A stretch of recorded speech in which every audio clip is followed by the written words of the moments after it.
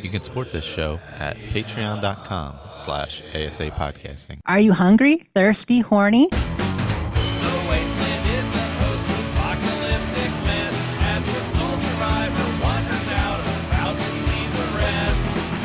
Nuclear explosions sending out the gamma rays from deep within the core, frozen atomic waves. From deep within the core, frozen atomic waves. Hello and welcome to the 521st edition of the Fallout feed. I am Andrew, joined by a flock of my favorite Fallout folks. Tonight, I've got Jess. What's up, Jess? Kapow. Hey, Andrew. Greets, everybody. Pow! And Ray, too. What's up, Ray? How you doing? Howdy, howdy. And returning special guest this evening, we have our good buddy Angel. Hi, Angel. How's it going? Great. Hi, everybody. Glad to be here. So fun to have you back. It's been a little while, so we figured we'd cycle back through and see what Angel's been up to. So we'll check in with her in just a little bit. But off the top of the show here, we will go through our gameplay as per usual. I prepared another edition of Dress for Success just as a challenge because Jess was convinced I had completely run out of all the words. So I decided to try to squeeze out a few more words from that special category. So we're going to check back in with your outfits, what they mean, and where you are going in them. So then we got some iguana bits because, the events this week are building up. Some events dropped, some news, some TV Nothing talk. happened. Nothing at all. At all. And then some shouts on our way out the door. So why don't we go ahead, roll right into it.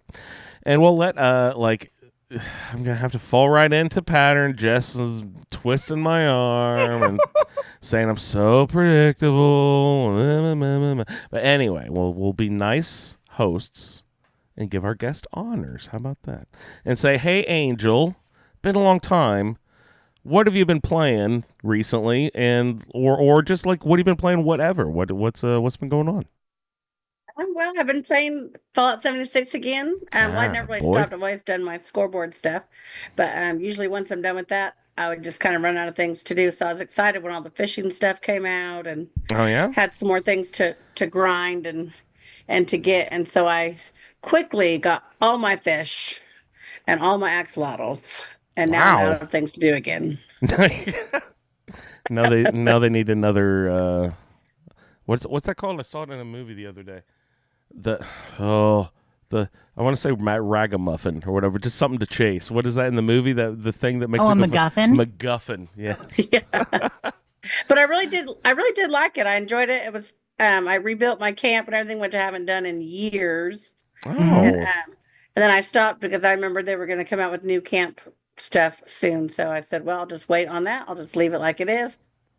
Because, you build it all up and it takes forever, then you hate it. I don't know. You That's, can never hate it. You can never hate it. I just remember our building parties back in the day where you just kind of hire Jess onto the team. She comes over and designs, and you just chit chat all night. And it's like, it's 4 a.m. and we built.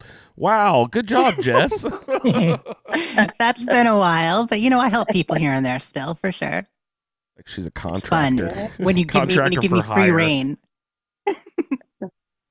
It's like they don't really let you do that as much anymore. Or you have to be on. Oh, it's because it's live team versus real team. or Private whatever. team. Oh, Yeah, public okay. versus Yeah, yeah. private.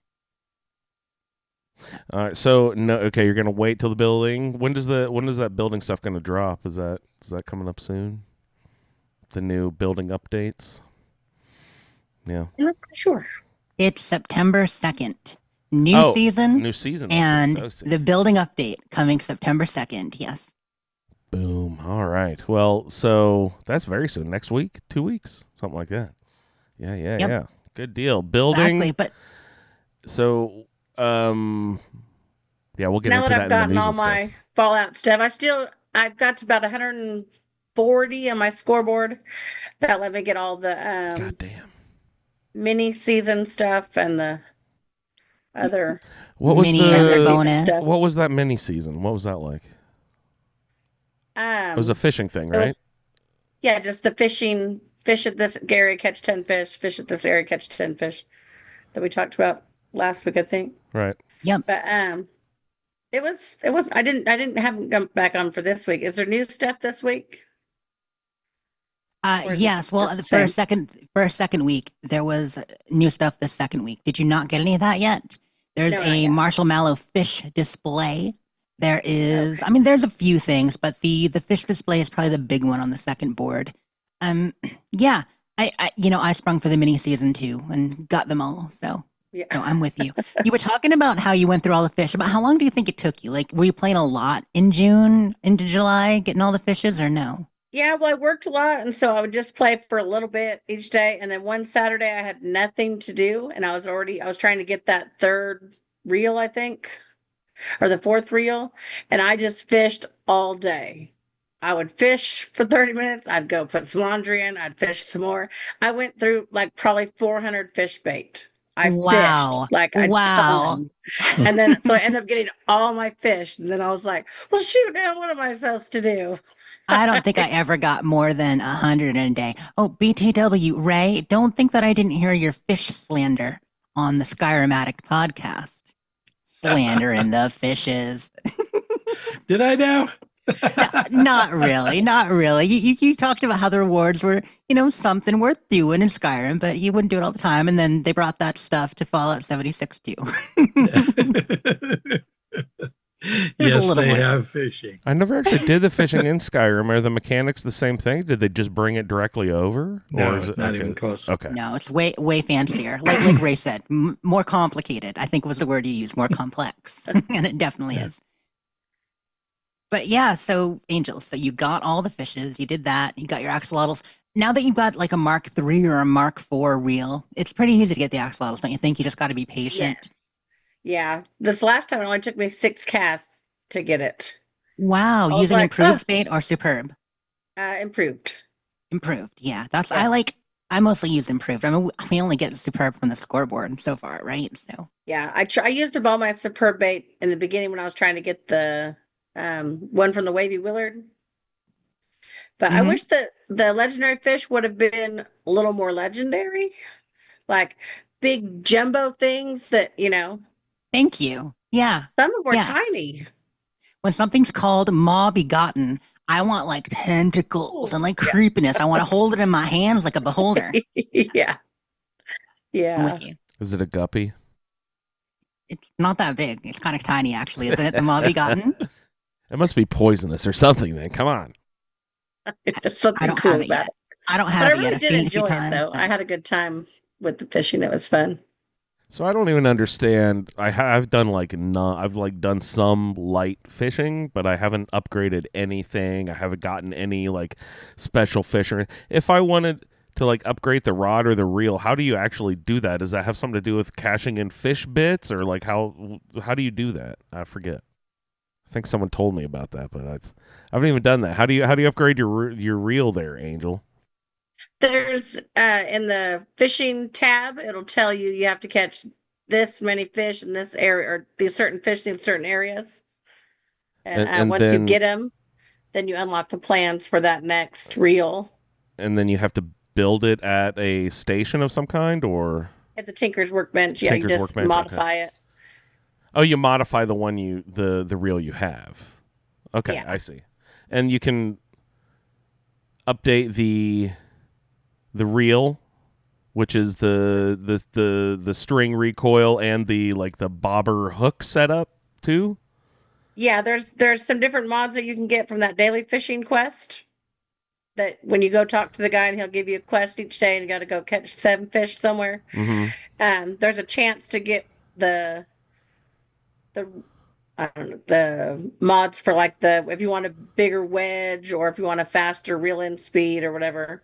But your your reels, there's 4. I got up to the 4th reel. I got the best one, Mhm. so everything moves faster, and they can't pull on it very hard, so it's a lot easier to pull in the fish. All right, so used to you get just away. need to do the dailies quest then, and you earn the reels and bobbers and stuff. The bobbers and stuff, yes, but there's a list. There's certain fish you have to get in each region in order to get the Oh, next. so that's not a fishing daily quest. thing. That's It's in your challenge menu. in general challenge fishing challenges or whatever. Yeah. The world challenges or whatever that's called. Okay. Yes. It's a mix. It's actually Okay. its own challenge category, Andrew. So all the way at the bottom of your challenges, there's one called fishing. It's a brand new category, and that stuff is in there. Okay. That's where you'll get your Mark 1, Mark 2, Mark 3. I only just got Mark 3 myself. Understood. Okay. I But- haven't even looked at that stuff yet, so I wasn't even sure how to cash that in. The dailies each day, when you turn them back in, will give you your mods and a lot of furniture, which you'll be like, damn it, I wanted a Furniture? mod. But What? Did you ever get your mods that you wanted, Jess? oh, sure did. I mean, excuse me. Thanks to Rando and Solior, I got all the mods I wanted, and I've earned a few since then, but I got the big ones. It turns out I actually like the attractive hook a lot. I know a lot of people swear by advanced drag, but I do enjoy how fast things get pulled in with the attractive hook. What's your favorite mod for that? I have advanced drag on there, but I think I would probably like the attractive hook now with the Mark IV reel because it's so much. They really don't get away anymore. They're pretty well on there unless you just fall asleep in the middle of your fishing jump done before. But I still have some get away, but I'm not Mark IV yet, so that'll probably make a difference. it makes a big difference. Yeah, it really slows them. The amount that they can pull away, it slows that way down. That's interesting. You fish in real life? I haven't in a while, but yeah, I do like to fish. I don't eat fish, but I do like to catch fish. It's like I wonder That's fun. if fishermen can enjoy fishing in these games. You know what I mean? Oh yeah, I do. Okay, Yeah, good. but I'm not. I'm not a tournament fisherman or anything. But I don't know if they would. But I think it's fun. Awesome. Totally different thing. Excellent. But and then Bobby mentioned the darn You power call washing simulator. Call him When I Bobby. started That's that, the best. oh great, I've been washing everything. Can I start calling him Bobby too? No, No. he'd get mad. That'll be even better. I'm gonna start doing it now. All right. Say that again. They did what? What's that? I said say that again. What did you just say before that? Oh, I started playing that power wash simulator game Oh. that said he was playing, and it is very fun. Is it really? Yeah, well, it's not really fun. It's just very, satisfying to watch all the dirt go away. Oh, I've got a real driveway. You can come over and power wash if you want. Yeah. It's like, I don't want to get all sweaty doing real power washing. Oh, is there a mow the lawn one? Is there a do the dishes simulator? Mm-hmm. There is. Probably, yeah. That's so hilarious. Definitely lawns. Definitely lawns. Yeah, excellent. Not as Right. exciting as Euro truck driving simulation. I'm driving a big rig across Europe. Okay. Well, Look, I'm kids, gonna Big stop you there Ben. for a minute. Look, guys, Parliament, Big Ben. But truck simulator could actually be a little challenging if you've ever seen the gearbox of a big rig. But like I spent tons of times in flight simulators when I was a kid, so like They are fun. truck simulator might be like slightly less technical, but pretty involved. It's actually great. Vendertron really enjoys them. He's done a lot of Euro Truck Simulator and I think American Truck Simulator. He even has the wheel and stuff, like the whole setup for it. Oh, that's fun. Yeah, Do the people ice do road enjoy it. truck It's relaxing. Simulator. That's hilarious. Oh, great. Oh, so how's the how's it going with that then?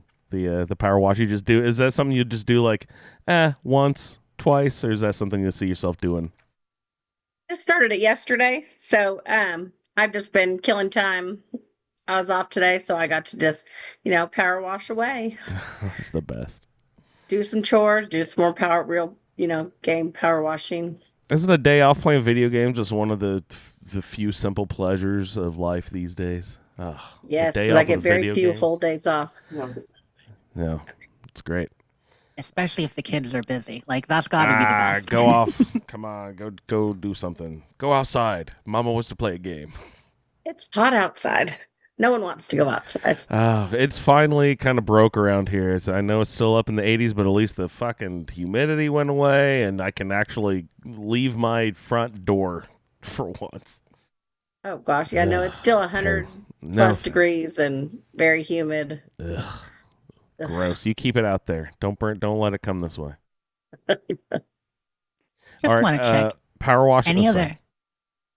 any other fave games the last year? Like anything else that stands out for you in your gaming life? Yeah. What else did you get into besides Fallout while you were playing other things? I've played a few games that just like kind of short games. There was a game called Control that I had Oh, never even good heard one. of before. That was pretty fun. And then I did like that Firewatch and just little games that just take you just a few hours to play. You enjoyed kinda- Firewatch? That's one of my faves, I think, from the teams. Yeah, I Like liked just it. such a but good it game. was like, it's over, that's it. Like so many more things we could be doing. Yeah, it took me about 7 hours trying to get all the achievements, but a lot of people finish in 5, you know? Yeah, it didn't take very long, but I did enjoy it. It was fun. Fun story, the voice actress in that who plays Delilah is also Andreja in Starfield. Oh, I didn't know that. Very cool. That was her first like big video game gig. Yeah, so I just been tinkering around with little things like that. I played Avowed. I liked that a lot. That was fun. Killer. Awesome. Yeah, I didn't 100% it, but I played till I pretty much didn't have anything left to do. Yep. I get that. Did you finish it then? Yeah, Yeah, I mean that's let's be honest, but that's 100%. I mean it's not 100% achievement wise, but it's 100% like, hey, I did what I want to do. I finished the game. I rolled credits. That counts. I hate that they've added this second carrot of beating a game now. It's like, Yeah. oh, you just beat the story, you didn't beat the game. You're No, like, you no, totally fuck beat you. the game still. I did. Just there's a difference between beating the game and 100%ing the game, but you know, it's small. In some games it's the same thing. yeah. And especially when you add things like collect 100,000 Nuka-Cade tickets, then you can directly go fuck yourself, right? All right. When's the last time you played a different Fallout game other than Fallout 76, Angel?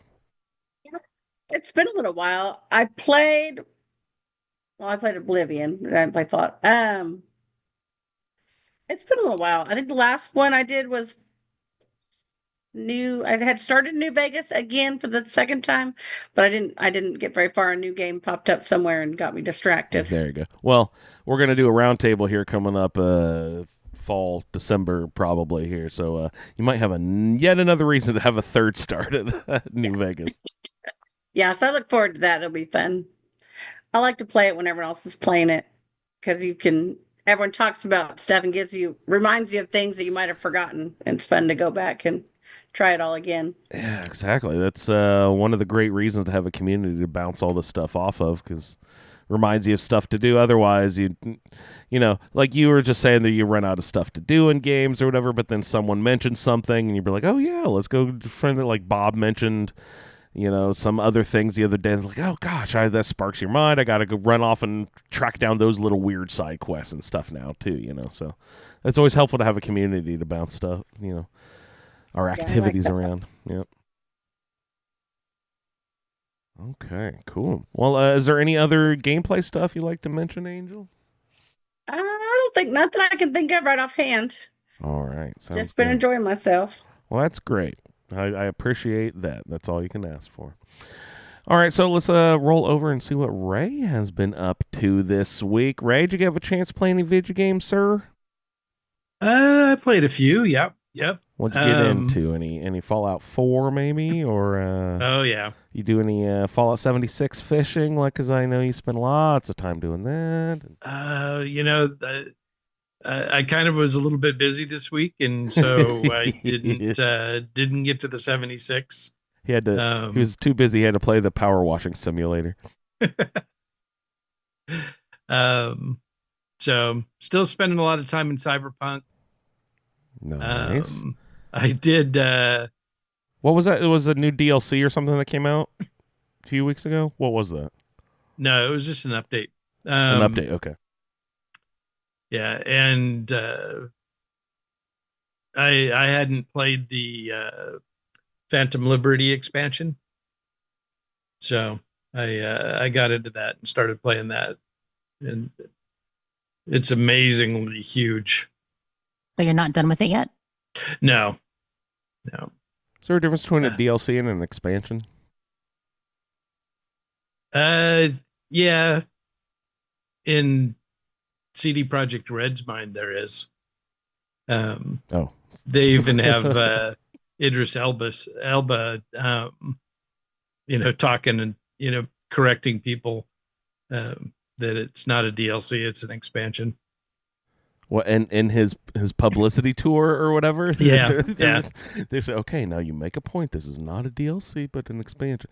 So what?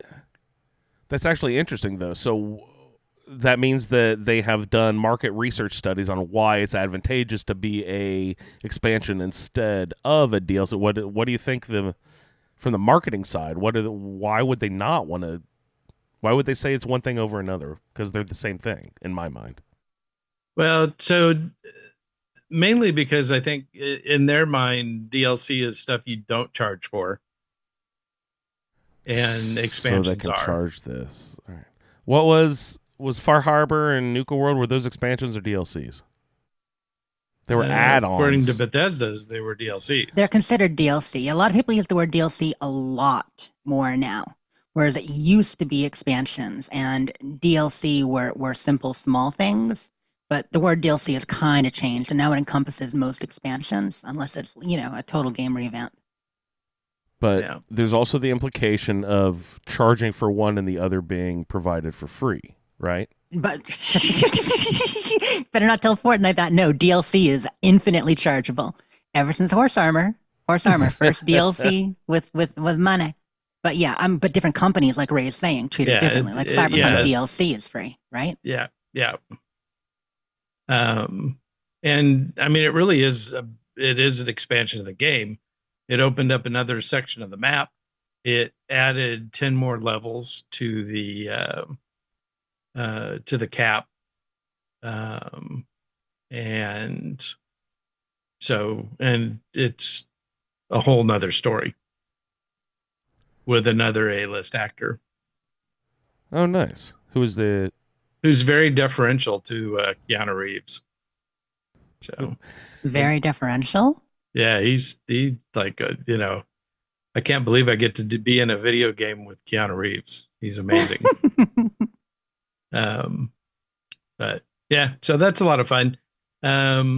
That's a pretty funny concept because they're not acting together or anything. No, they're not doing at all. lines I mean, solo in a booth. You're not acting with Keanu Reeves. Come on. well, and the thing is that Keanu did his a few years ago when Yeah, exactly. when the game first A launched. few years ago, probably 10 years ago by now. No, it's not that old of a game. But don't they have to start that whole process like so early on in development and stuff like that? Well, don't you have to that's start getting Bethesda. it? Oh, okay.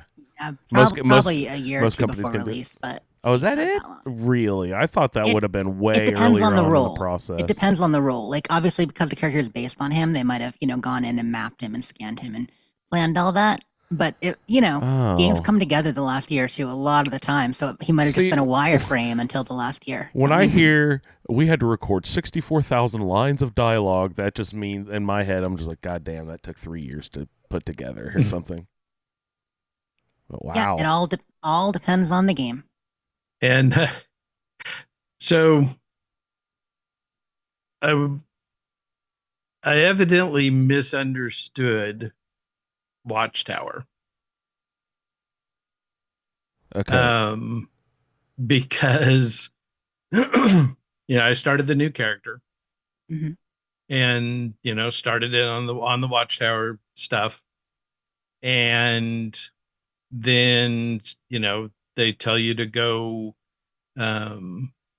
take out these Watchtower arrays. So you land on a planet, you clear out the listening post, and then you get the coordinates for an array. You fly up into space, you take out the array, and then you go on to the next one. So I've been to every single star system in the map. About 2 or 3 days ago, I got a message saying that I had landed on 100 planets. Nice. And I finally cleared out all of the watchtower arrays in the entire universe. But that's not even the goal of it, right? That's just a Well, side thing you can do. that's what they told you were supposed to be doing. Oh, okay. But evidently not, though, right? Well, when you get done doing that, then it just stops. Evidently, the rest of the watchtower comes from playing the main quest. Right. Oh, I understand now. So now you have right, to yeah, no, catch it's up? built in progressively into the game, and you get Yeah. some advancements as you go. I didn't realize you were only doing Watchtower. Yeah, so I was only doing watchtower. So Oh, does that mean goodness. now you would have to go play the main quest up until a certain point, and then more Watchtower stuff would start happening, or what? Yeah, evidently. Okay. Doesn't, So you have like, to you have to catch it the- up. The end of it, like the bulk of it, kick in around the time you discover stuff about Starborn outside of Neon, right? Isn't that kind of where it like? It sounds like it. I still don't know. I'm so I am level like 67 Dang, Just- 67, no main quest. just from doing these watchtower arrays. You usually stop by 20. Because I'm, That's you very go deep in for you, yeah. and each one of these locations has a dozen guys and one or two AI mechs. And so the mechs, I'm getting like 500-600 XP for killing each one of the watchtower guys. I'm getting 150 XP for killing. And so 2 or 3 of these locations, even at this high level, I get another level. And so it's just like just crazy how much I'm doing, and nothing is actually happening. That's, oh my goodness. For comparison, for people who don't play Starfield, a lot of people finish the main quest and most of the factions between level 40 and 55. Like, a lot of people finish the whole game. They're like, okay, I'm done. Level 50, maybe. So Yeah. Ray, you're 67. And I've done nothing else. What's the I built 3 bases, because I needed to be able to craft ammo at the beginning. Now I don't. I have so much ammo from killing all these guys that it's I haven't crafted around in probably 30 levels. But yeah, that's all I've done has been taking these things out. I've got my little fleet of 3 ships that just absolutely melt everything in their path. I flew into a system and got the random encounter where, I think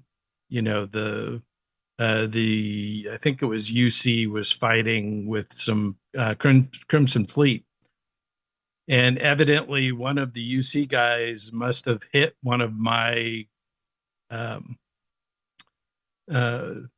fleet ships, and so they went hostile. And then my 3 fleet ships just absolutely destroyed everything around them. And so all of one minute I'm shooting this Crimson Fleet pirate ship. Next thing I know, the entire system is clear of ships. And I'm like, what happened, guys? But they'll come back once you get there, you said, right? To that part of the story? Yeah, so once I guess once I progress into the story, it'll start bringing up more stuff. But Stardock is looking great.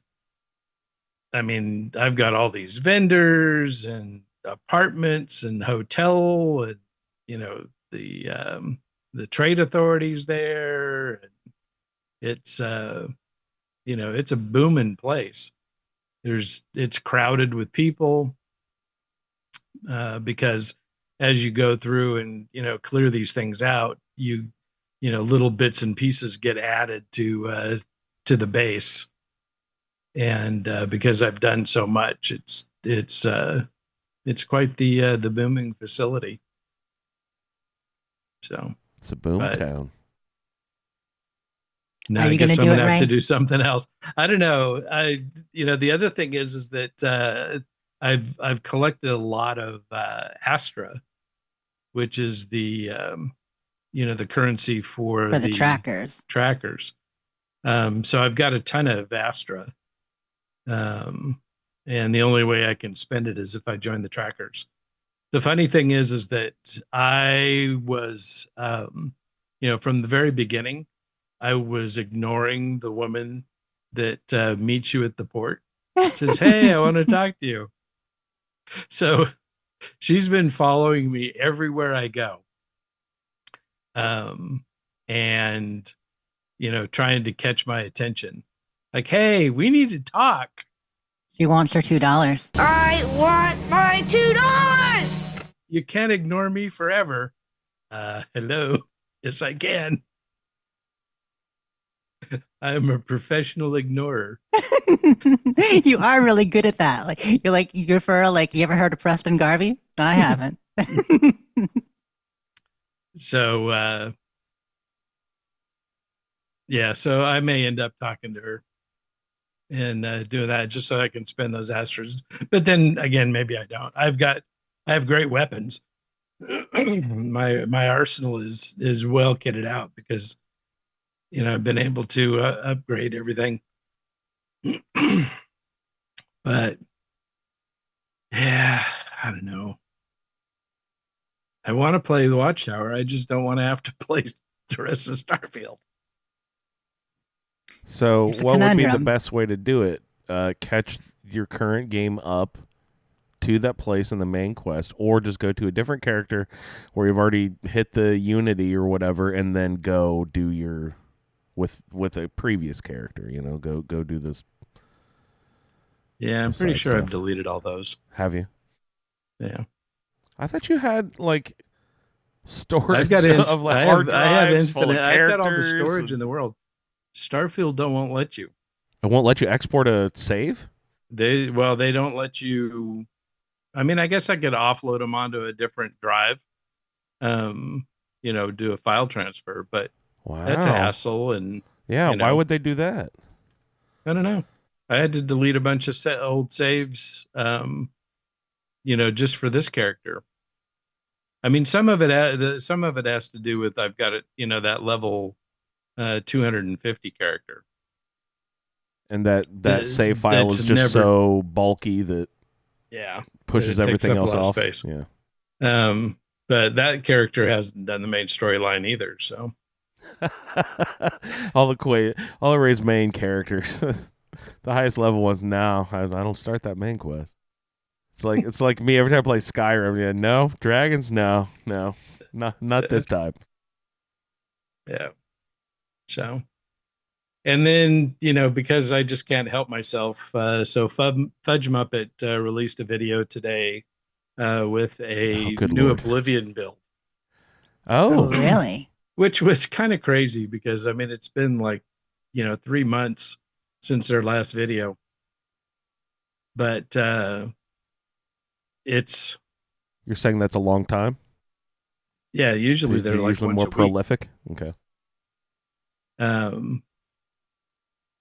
But it was a mechanic that I had heard about but hadn't done. Okay. So it's a reflect damage character. Oh, nice. The Mirror Man. Yeah. So, what the heck? I haven't played Oblivion in a while. I'll start that up. Yeah, it's been a month. No, a little longer. Probably a little longer. It's been two Skyrim characters ago. Well, There. that could be 15 minutes for you, Ray. Speaking of builds, Ray, I have to ask, did you take a look at this video they posted in the Skyrim and Oblivion channel? Calm Horizons, Matt posted it saying how to make the dumbest build in Skyrim. And yeah, I haven't looked at it. I don't know if it's any good, but it has your name all over it. Yeah, I haven't. What Angry Turtle's doing a video series with a dumb character. I can't remember which game it is in. People can't help themselves. It's fun, when you're waiting on the next game, why not go back and play the other with a new build? I mean, you know all about that. Yeah. But Fallout 4 has definitely been a battle. So I went to Far Harbor, and because I needed to get to hook up with the Children of Adam. And so I went off and did that. And so you went down the nucleus or what? Yeah. Get your Inquisitors, Cal Ray. It's got intelligence and it's so it's so frustrating. Excuse me. The Lorenzo's gun is very powerful. It, when you have bloody mess, it can be pretty funny. I shot a super mutant and he just exploded. His whole, arms going one way, legs go on another. That's the best. Bloody mess is awesome. But it's also really it's easy to miss and it's hard to target. It's not a precise weapon. And kind of like when the Children of Adam shoot you with their gamma gun, and you see them shoot you, and then you take 6 more 4 rings steps are coming to the right, and it goes past you and completely misses. It's like a giant bubble coming your way. Yeah, it's it's I'm so much more of a precise weapon person, as far as what I like. Give me Pikmin's blade. I'm standing right in front of you. I know I'm going to hit you. Or like my sniper character that I was playing before this one. You don't use VATS, you just use your scope and, take things out. So this one definitely needs VATS, because it's easy to miss. Splashes. Yeah. And is that because it has like a cone that just goes out at an exponential rate that the target has to be that much closer or something in order to do any real damage? Or is it a shotgun effect, basically? I don't think it's that, because it doesn't seem to really diminish. So if you can get somebody to stand still for long enough. Okay, right, yeah. You can take a long shot. Stand still. I want to stab you. And, so it, you'll see it. It goes and goes. It goes. It goes. It goes. It goes. And then it hits them and they splatter. So it definitely is functional at range. And, you want to shoot at range, because if you're too close to the target when you hit them, you'll take damage too. Yeah, splashback. Oh, they're the Mirror Man you were talking about earlier. Your bad guys are playing your they're splashback damage. Yeah. So it's it's not as annoying of a gun as the Assaultron head. That, yeah. Does anybody like that? Like that is as bad as a laser musket. Okay, well there you go. No, Ray. it's worse than a laser musket. That's your next build, Ray. Is no, I refuse to do that. You are an Assaultron headmaster. Come on. He has limits. Yeah. I mean, I could do that with this build because I have the perks I need to be able to be incredibly rad resistant. Nice. So I could do that, and also I've got Ghoulish, I was gonna say, was that ghoulish, right? That provides and so cures you. I heal with radiation damage. You should Which try is it just to let us know how it goes. I can tell you how it goes It'll go because like I have this. used one before. They're horrible. Anything you gotta charge. Anything you gotta charge. Oh, the It's just a jing, pain. jing, jing. Oh, Well- what about what's that railroad rifle thing they use? What is that thing? Not the spike one, but they charge up some gun, right? Don't they have a gun they charge up? What is that one? I can't think of The one. The Gauss- laser the musket. Gauss rifle? Gauss Oh rifle. yeah, the Gauss yeah. you can charge. Yep. That's highly effective, though, right? Don't some people Yeah, like that it one? does fine without charging. It's a better one for sure. It's like we get in 76. We get all those Gauss like shotguns and various things, and you can charge those, but you don't need to. They shorten the curve. Okay. Better. And the problem with the Minuteman rifle, what's it called? That's not a laser rifle. What are those called? Lasers suck it. I mean musket. Musket. There you go. Mhm. So you have to like crank it 4 times before you can get a shot off, right? Yes. Yeah. Yeah. Oh my God. I was watching Best Virginian, a friend of mine, stream Fallout 4 like 3 months ago, and he kept talking about cranking it every time he was using the laser. I'm just like, dude, do you even know what you're saying? Cranking it and laser suck it. There you go. Yeah, I would definitely do a laser musket build before I did a Assaultron head. I can just imagine your play right now, Ray. You shoot at a bad guy, and he's like watching the bubble come at him, and he's like he steps aside, and it goes by. He's like, "Hey, watch it! You almost hit me with that. Yeah. Like, come on." Oh, he's trying to hit me. And I'm such a cheapskate that I get furious every time I miss because that was 25 damn caps. Exactly. Like that's an investment. So yeah, although I do need to make a run back to Sanctuary to pick up a load of purified water to take it back to my buddy in the nucleus because he sells 280 gamma rounds, which most of the vendors only have like 20 or 30. And he has 280. God. Yeah. So and it's how many? Like 50 caps a pop? Like good lord. Well, no, they're so. Or you said I got the 25 caps. bobblehead, so now it's 24. Ooh, you save yourself a cap. Good Yeah. job. A 5% reduction or something there. So, What, 4%?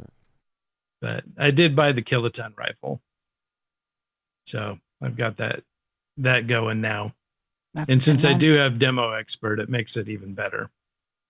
Oh, right.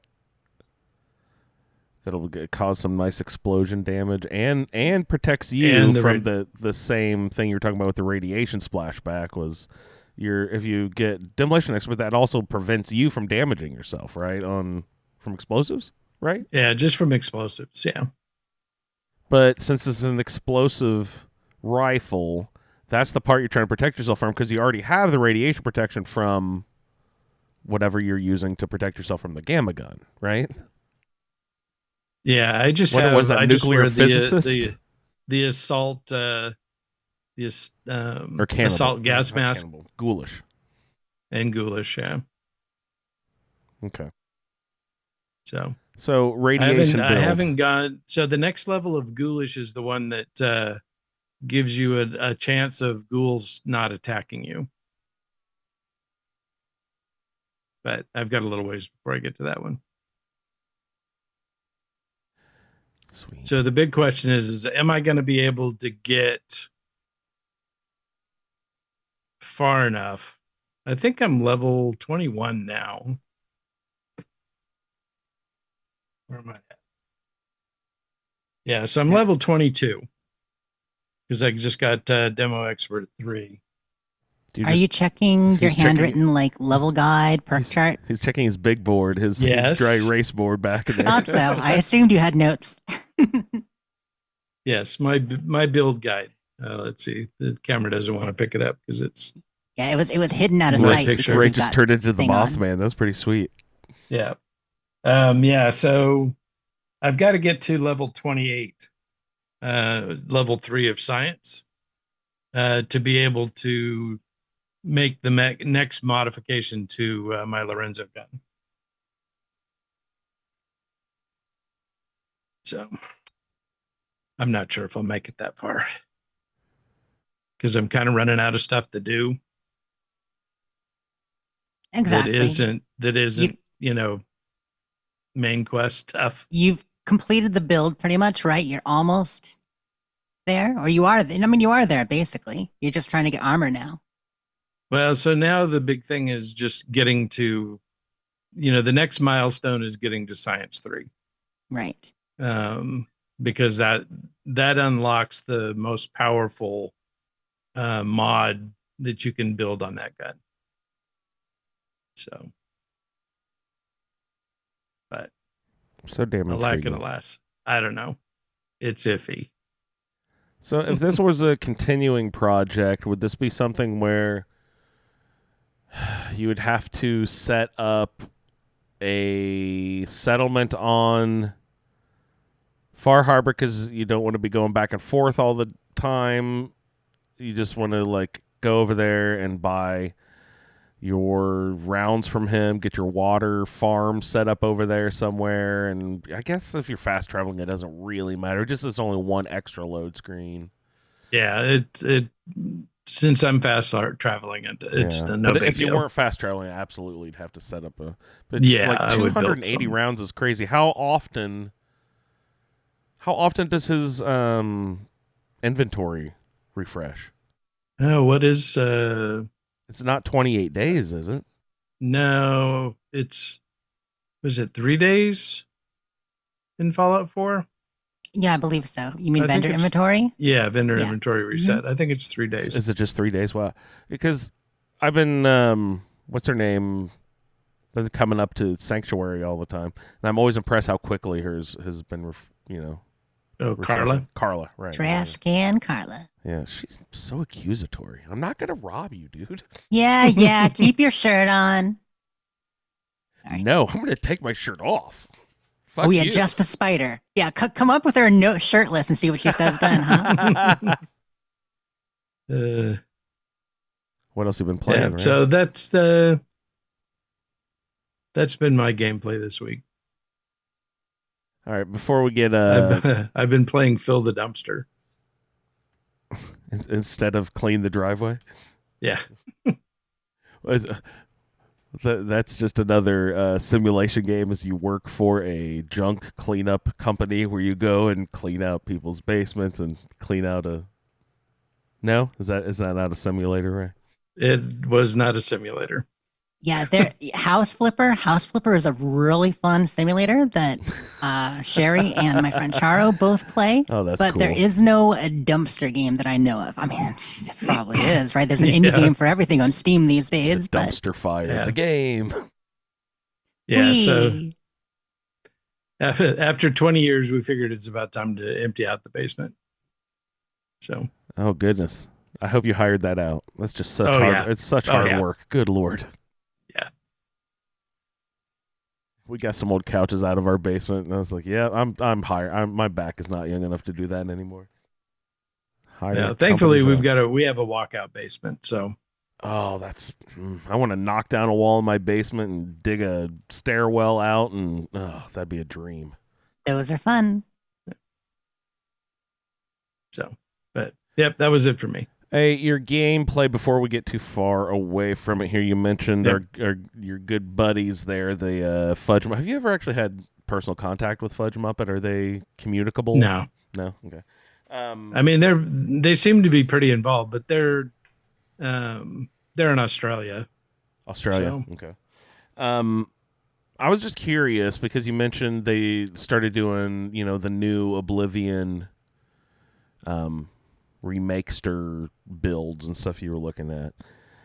Did the remakester provide different mechanics or anything that they could make more and interesting builds with that they couldn't with the previous game? Oh yeah, for sure.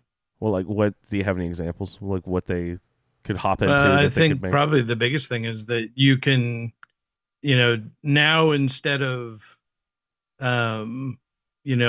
making your build the opposite of what you're gonna play your build, so that your leveling, happens the way you want it to.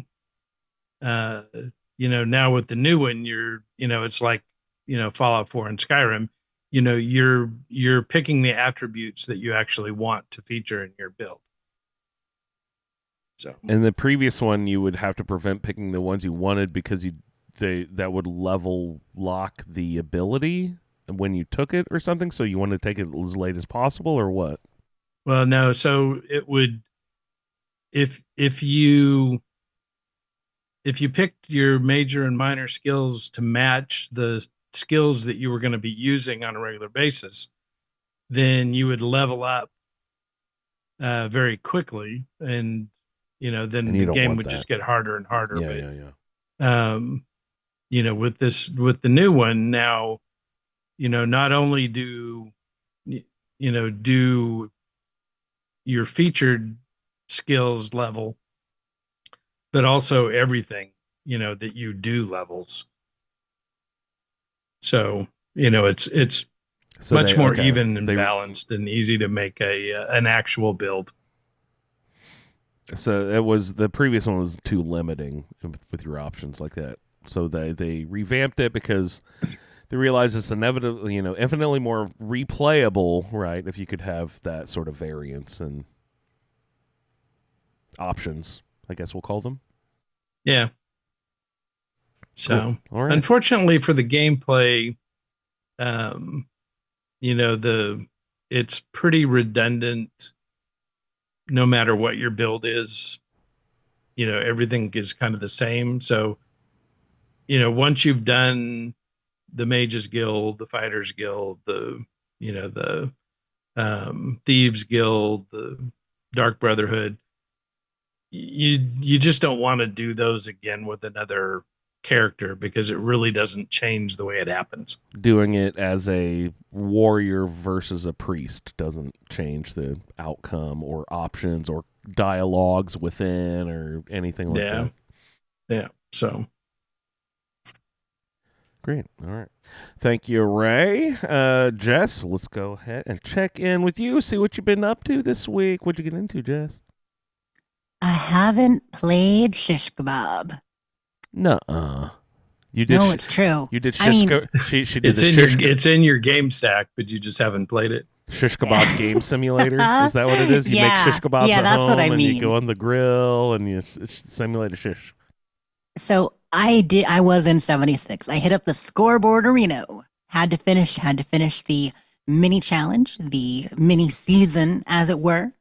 Unlocked all the things. BT dubs, may I just say that the one problem with this mini season for me was that everything was sequential. You couldn't pick and choose what you unlocked. You have to unlock one thing, then the next, then the next. So say you only wanted 4 things on the board. It made you unlock all of them to get there, kind of in a chain. So that wasn't great. But you had that page 1, page 2. So I got that, and I have gotten up to level 100, hit the bonus page, unlocked a couple things. But because on the fishing challenges I slacked a little, I did most of them last week. I didn't do many this week. I'm a little low on tickets. I need to buy the Sea Serpent and the Boathouse still, so I need to earn a few more tickets for that. But luckily, I've got over a week. I've got a week and a half, so we'll get it done. These new systems are crazy. I know, right? But it's fun. I do, like I said, I love the hat. There are some fun things in there. The Marshall Mallow bobber is kind of cute wearing his little hat. And yeah, I got the scoreboard done. I mean, I always get it done, Did I buy the last 4 levels because I only made it to 96? I was at 91 last week. Maybe I did. And now I gotta grind them out. Gotta grind out more for the tickets, so it serves me right, I suppose. But good times. 76 doing great. What I wanted to do this week in 76 was I wanted to go back through all the Atlantic City story content. So I'm probably going to do that sometime soon because I really want to get in, do the Rose Room again. Because I mean, I did it the once, but I want to do the Rose Room and the whole story over there in Atlantic City. I mean, we got it a year and like 3 months ago. And people are always saying, you know what I want out of 76? I want more story and quest content. And like 1%, maybe 2% of players have done it. And I think we got to pay it proper homage. I realize that the Atlantic City story quests are, they're a little bit different because they are set within that expedition, the way it's set up. Angel, did you end up doing the story quests for Atlantic City? No, I never did. I didn't do well with the expedition. Unless I had someone from like our group in there to help me. And then, Me too, Angel. usually when I'm playing, nobody else is ever on. So I was not successful with those. So I kind of I never did go back over there and go do it. Yeah, I mean, I enjoy those expeditions. The one in City Center is maybe the hardest to do solo for sure. The other two are reasonable solo. Especially so the boardwalk. The boardwalk is the easiest solo. And then I'm forgetting the tax evasion, whatever it's called, is a little bit tougher solo. It's better if you have one friend, but I don't like doing the city center one solo for sure. But the actual, quest line, you don't need to worry about that. It's much simpler. There are people there. You don't have as many overgrown. So like that. I mean, there are some still, of course, but there are people to meet. So yeah, it's worth doing. And I did it the once when it came out, and I haven't done it again. So I'm like, I want to get in there and try it. So that is my plan. Go back in there and give it a try. Yeah, there are some cool characters there too. Like they really did some great characters. I mentioned before, but that was the first thing that Stephanie Zacharias, who came over from Fallout London, when they hired her, she jumped in and started working on that expansion, the characters there. And so there's some fun writing. I really liked it, but I don't remember it that well. Sometimes you got to do things twice as cemented, especially when it's not that long. You know what I mean? You can go through it in 3-4 hours, no problem. So it's nowhere near as long as, say, Steel Dawn, Steel Rain, or Wastelanders, or Skyline Valley. It's still probably half the size of Skyline Valley, maybe 3/4 the size, all added up. But it's not that long. All right, just put it together. We'll do a mini roundtable of the Atlantic City story content. I mean, that'd be 2 days, but hey, if I can get you guys to just go do it, that'll be fun. We can just do it and talk about it. I've never fucking done it. Like, those expeditions are so... you were just talking about it, but like the notion of me having to it's like, shit, now I gotta go there, I gotta load it, there's fucking a helicopter involved, what the hell, blah, blah, blah. It's NBD, baby, just do it. Go to the Rose Room. Have you at least gone to the Rose Room, read the poster, met the people? Of course not. I feel like it takes you to a separate, game mode, like your character, your stuff is inaccessible. I understand that's part of the point and stuff, but I don't know. I mean, it feels like a foreign place because it literally is. They make you go, and it's there's a reason people don't complete that story. You know what I mean? They locked it behind. And you're right. It is no big deal, but it is like a weird, annoying thing to have to go do an expedition to find, because you're trapped in there. You can't hop out of it and go back and then resume into it and stuff, right? But you can, and that's kind of what they didn't show properly, is that it's in a separate area, but it's just a quest line. You don't have to do anything with the expedition. It's just a quest line, so it's not that bad. It's possible you have to do the expedition at least once to find the location. I don't know about that, but it's completely separate from the expedition. Interesting. So I could hop out, go to my camp, restock on blah, blah, blah, fix my armor, and then hop back into... Can you fast travel from your camp directly back into where you were in the expedition somehow? As far as I remember... You just have to hit a button and you can jump back in. And again, I'm not talking about any expedition. Right? I'm talking about a quest. A quest in a new area, in the Atlantic City. The Atlantic City Yep, expedition. nothing to do with area. expeditions. It's not It's an just- expedition itself. It is a quest that is in the area that you have to go to Right. for the Atlantic City expedition, but it has nothing to do with the expedition itself. Exactly. The expedition is kind of like they use the area they designed for the expedition, but they put NPCs there and quests and regular stuff. So Okay. the expedition is like a special circumstance. I actually am kind of intrigued now. You could twist my arm and we could make this happen. Twist it. Twisting in the wind. Yeah, at least sometime soon, and then we can talk about it. You can tell me all about Billy Belt Buckles, which I know you met during tax evasion, but he's actually That's a good You could name. see him. I love that. differently. Billy Belt Buckles is the best. You know how many belts he has? I don't know. I hope just one. The world's Neither best. does he. He It's doesn't more know? than you count. I ran out of fingers. I don't know. It's a lot of belts. Ran out of fingers. Yeah. Do you know why he wears all those Oh, belts, BT Dubs? Do you guys know Billy. why? Ray, can you guess why Billy Belt Buckles wears all those belts? Keep his pants up. Yes, but do you know why? Anybody? His wallet is so fat. No, because he got pantsed by the casino owner in front of What? everybody, and he's so embarrassed he's never going to let it happen again. So he wears 10 belts or more. I don't know. I can't count. More dangerous casino strip. Atlantic City, New Vegas. Oh, the strip, I mean, definitely Atlantic City. Although we're not really on, I mean, like we're on the strip, but there aren't many casinos there. There are a couple. What do they call Atlantic City? It's the boardwalk. It's not a strip, Boardwalk, right? That's yep. what they call it there? Okay. Yeah, yeah. My friend Renee works on one of the casinos there. It's No way. much smaller. It's smaller than Vegas Strip for sure. I don't but still remember plenty of when I casinos. was a child in the 80s. We were on vacation and just happened to drive through Atlantic City, and my dad took me inside, and I remember they just had no problem whatsoever with a kid walking around in a casino in Atlantic City in the early 80s. It was funny. Didn't know if that was illegal or not. But yeah, that was really all my gameplay this week. I mean, I wanted to look up to see if I had played anything else. I didn't get to it, but I don't remember playing anything else. You know? So I don't think I did. I don't know. I mean, maybe something small, but nothing worth writing home about. I did not play any more cat games, you guys. Disappoint. I know I am disappointed. How dare. But I made a discovery, Andrew. What's that? Remember I told you about, find the cat's hidden tracks and find the cat's hidden orchestra, like these cool-ass music games? Yeah. There is Shy Dog's hidden orchestra now. Hi, the doggies. Mm-hmm. Mm-hmm. Love that. They are barking my name. I have definitely got to play that. I'm so excited. That's awesome. So yeah, hopefully more gameplay this coming week. This week was just focused on other things, YouTube and workouts and cleaning. And oh, speaking of basements, Ray, Uh-oh. I did some basement cleaning too. Not as much as you, it doesn't sound like. There was no dumpster involved, but organized a bit of that and the garage, stacking boxes, breaking stuff down for recycling. Beautiful. Whew. Have you honestly never been in your own attic? Oh, you saw that in Discord?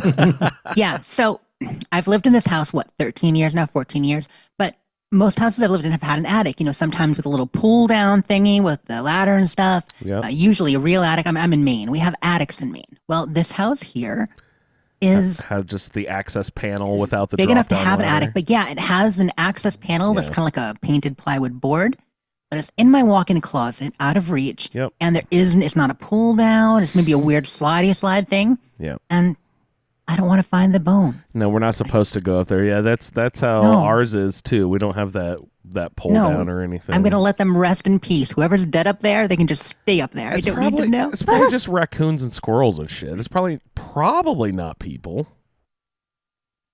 Right? Probably. Come on. That's what you say.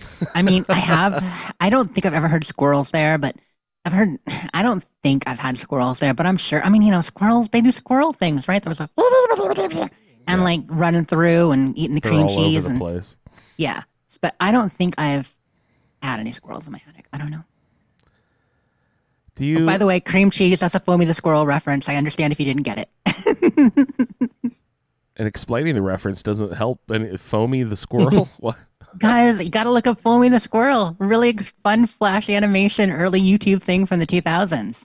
Oh my goodness. Foamy was crazy. It's like that. What was that? Something Star Runner thing?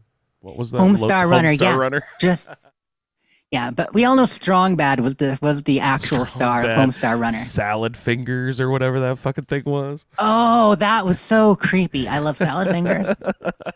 But very creepy. Early Yeah, different internet things. Gotta love some of those like flash animations and early animations from between 2000. I mean, maybe like even 99 to like 2005. There were some crazy ones. Yeah. Some of them kept on going too. You know. It's amazing. Good for them. How So about you, Andrew? I played. You want to get into your gameplay? Yeah, I played this neat cat simulator game where I was a cat and I got to lick myself and I coughed up a hairball. It was a grand old time. Want to hear the soundtrack? Maine Coon Cat Simulator? Yeah, do it. Play the soundtrack. Here you go. That's the soundtrack to the game. Do you remember? I recognize that soundtrack. It's the hottest tune right now on the radio. So yeah, my gameplay. Was there anything else you wanted to mention in your gameplay, Jess? I am so done. Okay. My gameplay is pretty quick. It was all Fallout 4 stuff. I don't really have an attack plan for anything yet.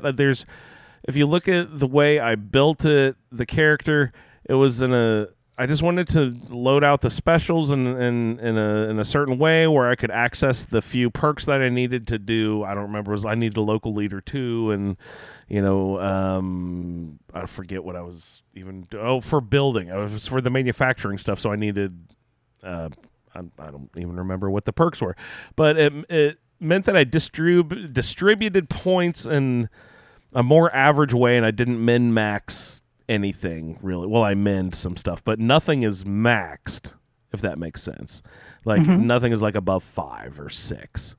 So I don't really have like a like this is the obvious attack method that you want to go through. So I'm just kind of letting the legendary weapons come to me and sort of like use them a little bit and see if they'll work with this build. It's like, no, like with this one you'd have to invest a certain number of points in that to make it effective, and this one you have to use a certain amount of points of that to make it effective.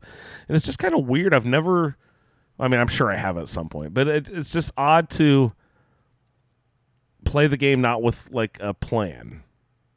Like I didn't have like, oh, I'm going to build this where I'll use this weapon. I just wanted to do manufacturing and without considering the whole, oh, wait, in order to actually get the components to do the manufacturing, you have to go out into the world and collect those components. And that means you actually have to kill things and do stuff.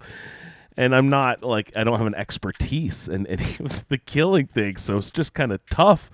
Because you go out to collect these things, you get a nice big collection of stuff, and before you can toss down your survival tent to get a save down, boom, you're dead. Fuck, now I have to go collect all that shit again. It's like, oh, god damn it. So you could really test that if you go to Good Neighbor. And yes. I want to go there anyway because they have the fertilizer shipments, like you were saying. So go down to the bar and talk to Magnolia. Okay, the third rail down to the bar. Magnolia the singer. Okay. Yeah. What are we doing?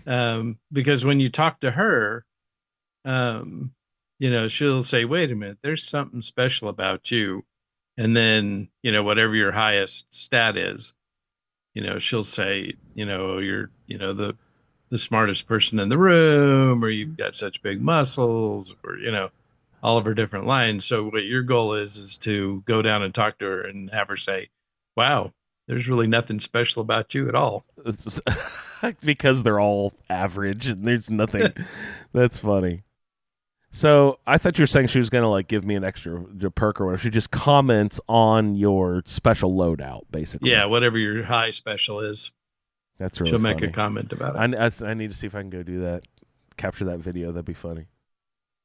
But I have sort of made my way over to that side of the map. I haven't gone as far south as Good Neighbor yet, but I've actually done an interesting little pathway across the sort of the north of the map that was all started because, there's in my past I've just really hated Corvega. I just don't like the place. I get lost in there. I get turned around.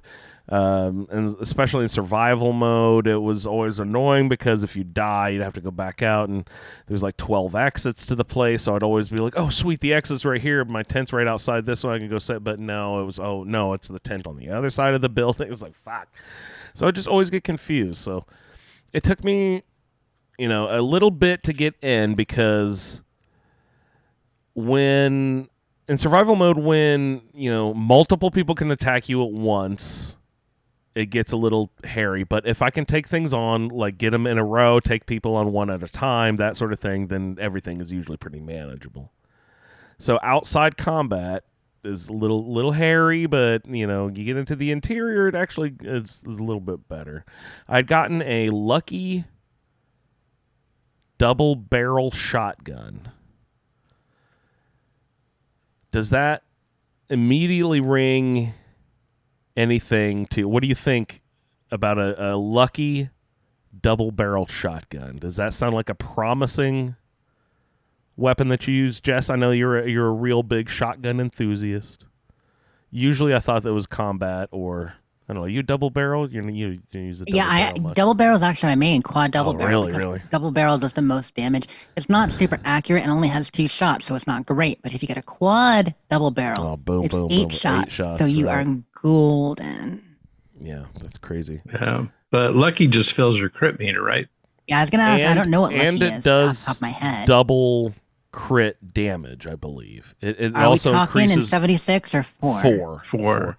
And so I think it also increases your crit damage. I read that, which is why I was like, oh, that's good. Maybe I'll go with that. Or plus 50% crit damage or something. So then I was thinking, oh, Lucky, that sounds fun. What would I have to invest in to like make this worth it? Do I have the perks already, or do I have enough luck? I think all those VATS ones are in. Do I have enough luck to actually get any of the... No, luck is only 5, so I don't have any of the, the Grim Reaper Sprint or the 4-leaf Clover or the, because I've done that VATS build before, and it'll crush, it'll kill things really great. But you have to have a luck of like 8 or 9, I think, to get all of those VATS Yeah, to get ones. 4-leaf Clover. And... Yeah, the Crit Banker and all those, you know what I mean? So... that would be great if I had those perks. So, but with the double barrel shotgun, Lucky, so what is associated with Lucky? It's like your crit meter associated with your AP meter. So, it doesn't. It takes fucking forever to reload 2 shots, and it consumes all of your AP with like basically 1 shot. I can't even take 2 shots in VATS, I don't think. It's like, so... Yeah, you I think probably Lucky, have pretty low agility too, right? Yeah, agility is 1, I think. Ooh, ouch. Yeah, So you've got no AP meter. Yeah, pretty much nothing. So I was thinking Lucky has to be paired up with the appropriate weapon. It could be devastating, but it's got to be like a Lucky 10 millimeter automatic submachine gun or something like that. You know what I mean? It's got to be something that fires quickly and like will refill that meter all the time. So I took that out on a little adventure, and I was like, the first few encounters are like, oh, this is not going to work at all. And I left my pistol, my 10 millimeter, is that, I don't know, it's a handgun. I don't know what the difference between pistols and handguns are. I left my 10 millimeter back at home. Do I stop now and turn around and go get it, or just proceed on? Because I got prepared for my ventures like, okay, you've got like 100 shotgun shells. Let's just go out and have fun and see if this Lucky shotgun is, and is it usable? Is it fun? Blah, blah, blah. Let's just go test it out.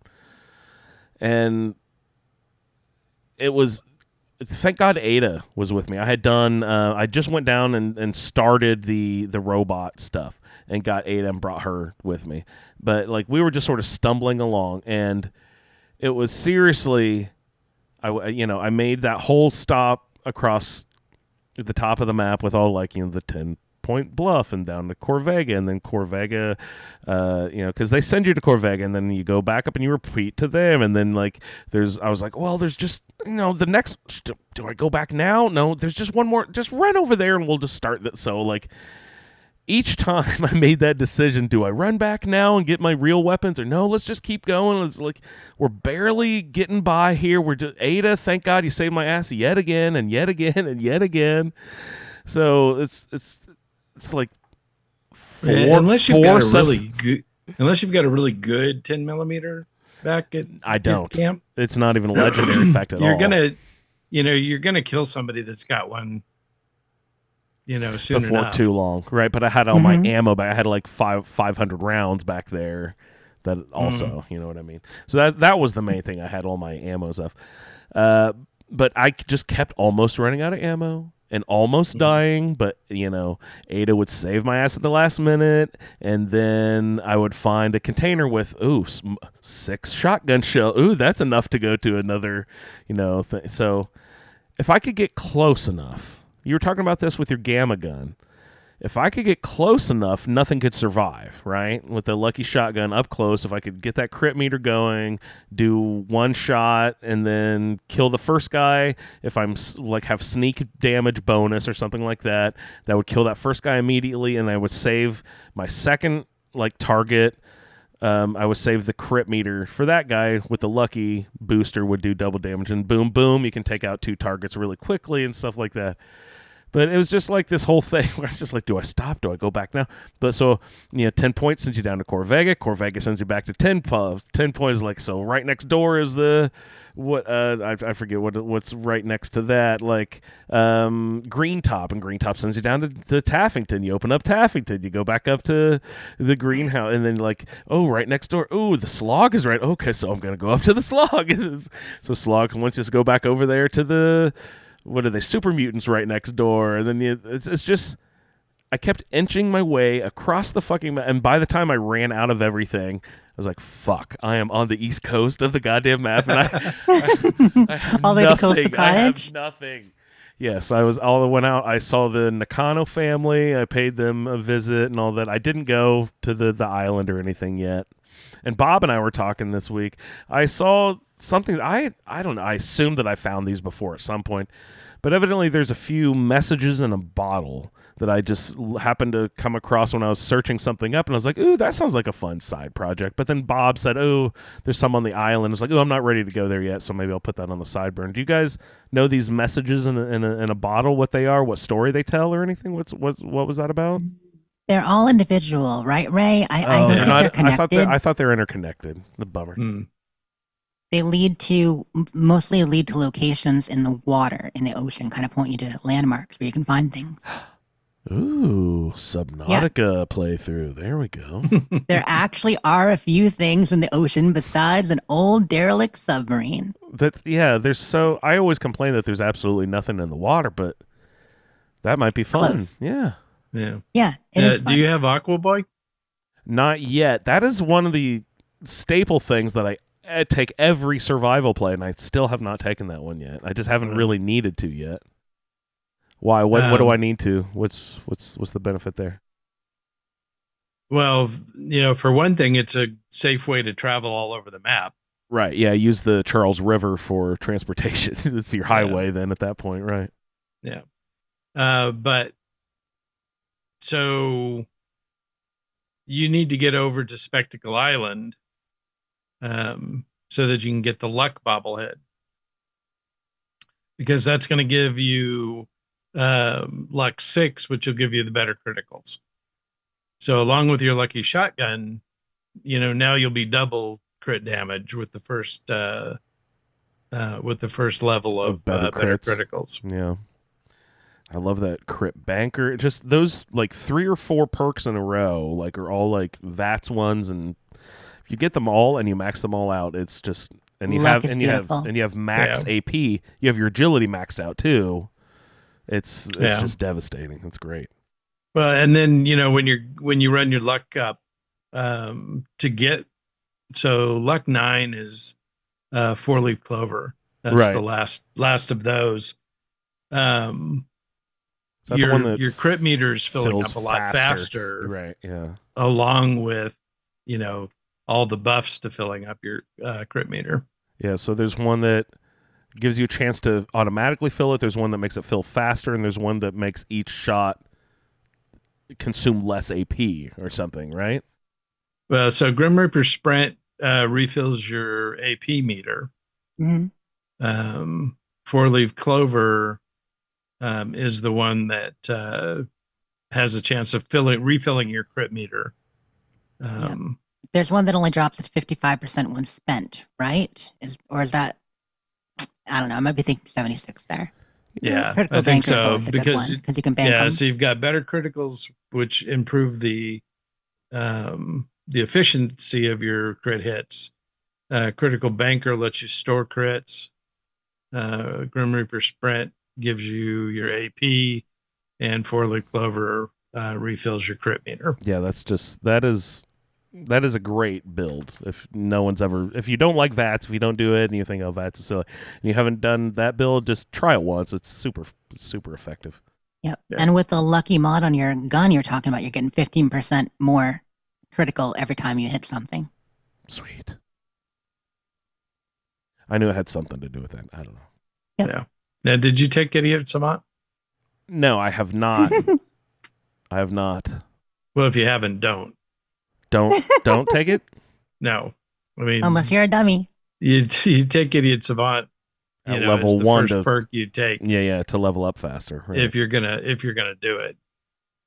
Yeah, I'm already, I don't know, 17, 18. I don't remember where I was, but somewhere in that ballpark.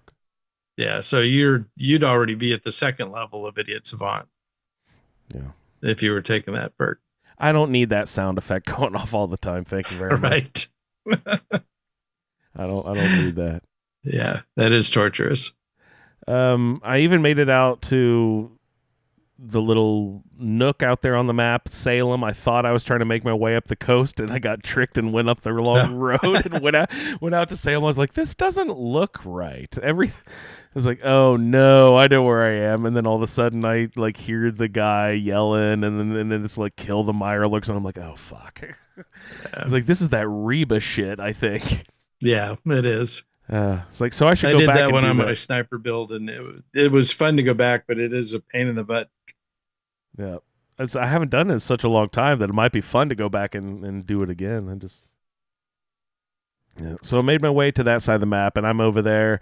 Let's see, I think I made it. Yes, I definitely made it all the way back because I set up my first medic station, which is a big game changer in survival mode. If you can cure your your parasites, like they basically give you your antibiotics, so you don't have to be constantly looking for glowing fungus to craft it yourself. You can just depend on the person. You just need to have a doctor splashed all over the map if possible. So it's great that I finally set up I think you have to have local leader 2 to set these up. But I got a you can just sign any settler. For some reason, I thought you had to get a doctor into your camp somehow, but not call it a camp, into your settlement. Mm-hmm. But I just assigned some random person, and then they're like, "Hey, can I heal you?" And I'm like, "Oh, okay, sure." Put him in a lab coat. Worked for fantastic. Don't you think you need some medical training to do this job? It's like I should have never let someone who smells like that heal me. Come on. Yeah, put Sheffield in there. Oh my goodness. That would be the best. Who would be the funniest doctor in the wasteland? Come on. I was like, Oh.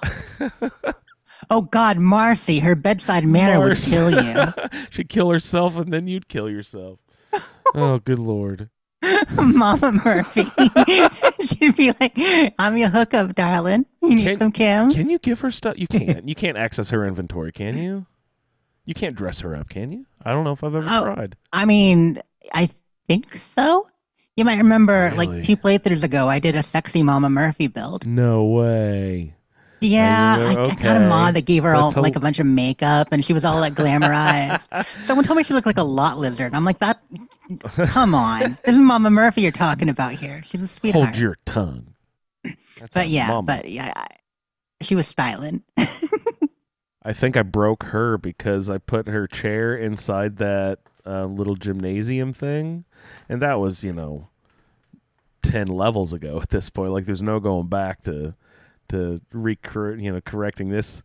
But so she sits in her chair in the little gymnasium thing, and I try to talk to her, and she just looks at me. And so I decided, okay, I need to get her out of this chair or destroy the chair. It won't let me scrap it. What are we doing here? I can't move it. I can't relocate it. I can't da-da-da-da-da-da-da. So I set up a flamethrower trap, right? You see? And torched Mama Murphy. And she stands up after she, sits for a while after her damage. And she's walking around outside the thing. So I'm like trying to come, hey, oh, sweet. Now we can resume your conversation. We can get your here's some Psycho or Jet, or I don't remember what I'm trying to give you here. And then she turns to me and says, oh, honey, if you'd like to continue this conversation, you really need to get me a chair. I was like, oh, no. Fuck. So hopefully next time I leave and then come to town, she's back in the chair, and maybe that restarted the thing, or I don't know if I just broke that whole process or not. I shouldn't have put the chair. I shouldn't have put her in jail. She doesn't like being in jail. I mean, but it's kind of funny, right? I thought it was amusing. For the lulz, it's worth it. Yeah. Yep, so that's my big gameplay this week. I haven't played Shelter in a month, you guys. This Fallout 4 has really got me consumed. We have broke the spell. The intervention worked. Oh, I should have known it was a plan. You foiled me again. Yeah. I did log into 76. This was probably last week, and got some sort of cart thing that was available. But I haven't logged in this week to see the Atomic Shop stuff. I should really get back into logging in at least every day just to get the free stuff. Like, if I'm paying for the goddamn service, I might as well at least reap the fucking free benefits they toss at you every day. Like, even if I don't play, I should still at least collect that stuff. When's my I'm gonna have to consider maybe not renewing. What do we think, Ray? Was that a good decision not renewing your 76? I think I still play more than you do, though. Yeah, I mean, even when we did the roundtable, I got it. Oh, you did. It is that necessary. Because, okay, so if you're gonna play it I all, couldn't imagine do it. Yeah, if you're gonna play the game, have the service. Have the service. But you can buy it monthly, right? It doesn't have to be my annual subscription. Yeah, no, I just bought a couple of months worth. Cool. Right. I might do that moving forward. All right. Yeah. So that is my gameplay. Now, we do have some games and news and other stuff to roll into. So why don't we go ahead and get ready for some game time? What time is it? Game time! What's that? That Dr. Pepper? That's that Dr. Pepper. Is that how we're supposed to do it, Jess? Is that how you imagined it? It's always better with Dr. Pepper. I'm just saying, if I'm going to play a game, I need some Dr. Pepper. Oh, I would love a big frosty Dr. Pepper right now. That sounds so tasty. Oh, man. Rando and Silly Orange chat say it's been so long. Hell yeah. They needed that Dr. Pepper, too. Ice that cold, Dr. poured fresh for you. Pepper. Let's play it again, Andrew. Oh, of course. What's that? That Dr. Pepper? That's that Dr. That's Pepper. that Dr. Pepper. Love that. Good shit. All right, guys. Just because Jess said I probably was out of words, I had to come up with a few more words to see if we could get some dressed for success to walk down our little red carpet here. So, real quick recap, if you didn't listen to last week's episode, Dress for Successes, I'm going to give you some articles of clothing, and everyone knows in Fallout 4, sometimes these articles of clothing have buffs on them, and they represent buffs to your special category. So, I haven't picked any articles of clothing that have two different letters on them. These are only articles of clothing that have just one kind of special attribute added. So I'm just Okay. going to give you some outfits, and you're going to try to spell out words. If you can't get it based on the outfit itself, I have written little clues that will hopefully make it fairly obvious as to what the remedy to the query is. So let's go ahead and play some game time. So we will let our guest have honors. We're going to go up first. You didn't pick up those subtle clues. I'm like, no, not first. Angel. If you were to wear military fatigues, road goggles, grognak costume, the gray knit cap, and a sea captain's hat. Oh, gosh. That's so much headwear. Can you It's a have tough that? one. Can you have that many pieces, articles of clothing on?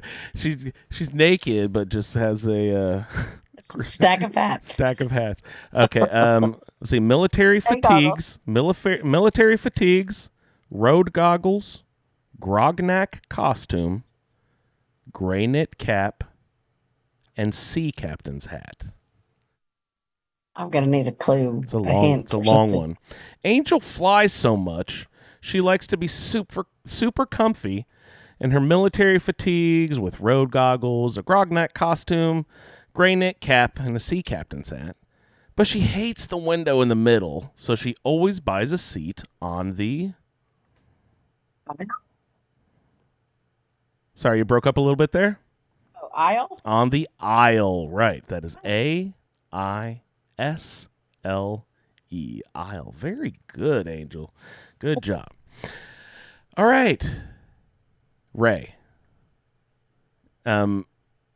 This is a new one for me.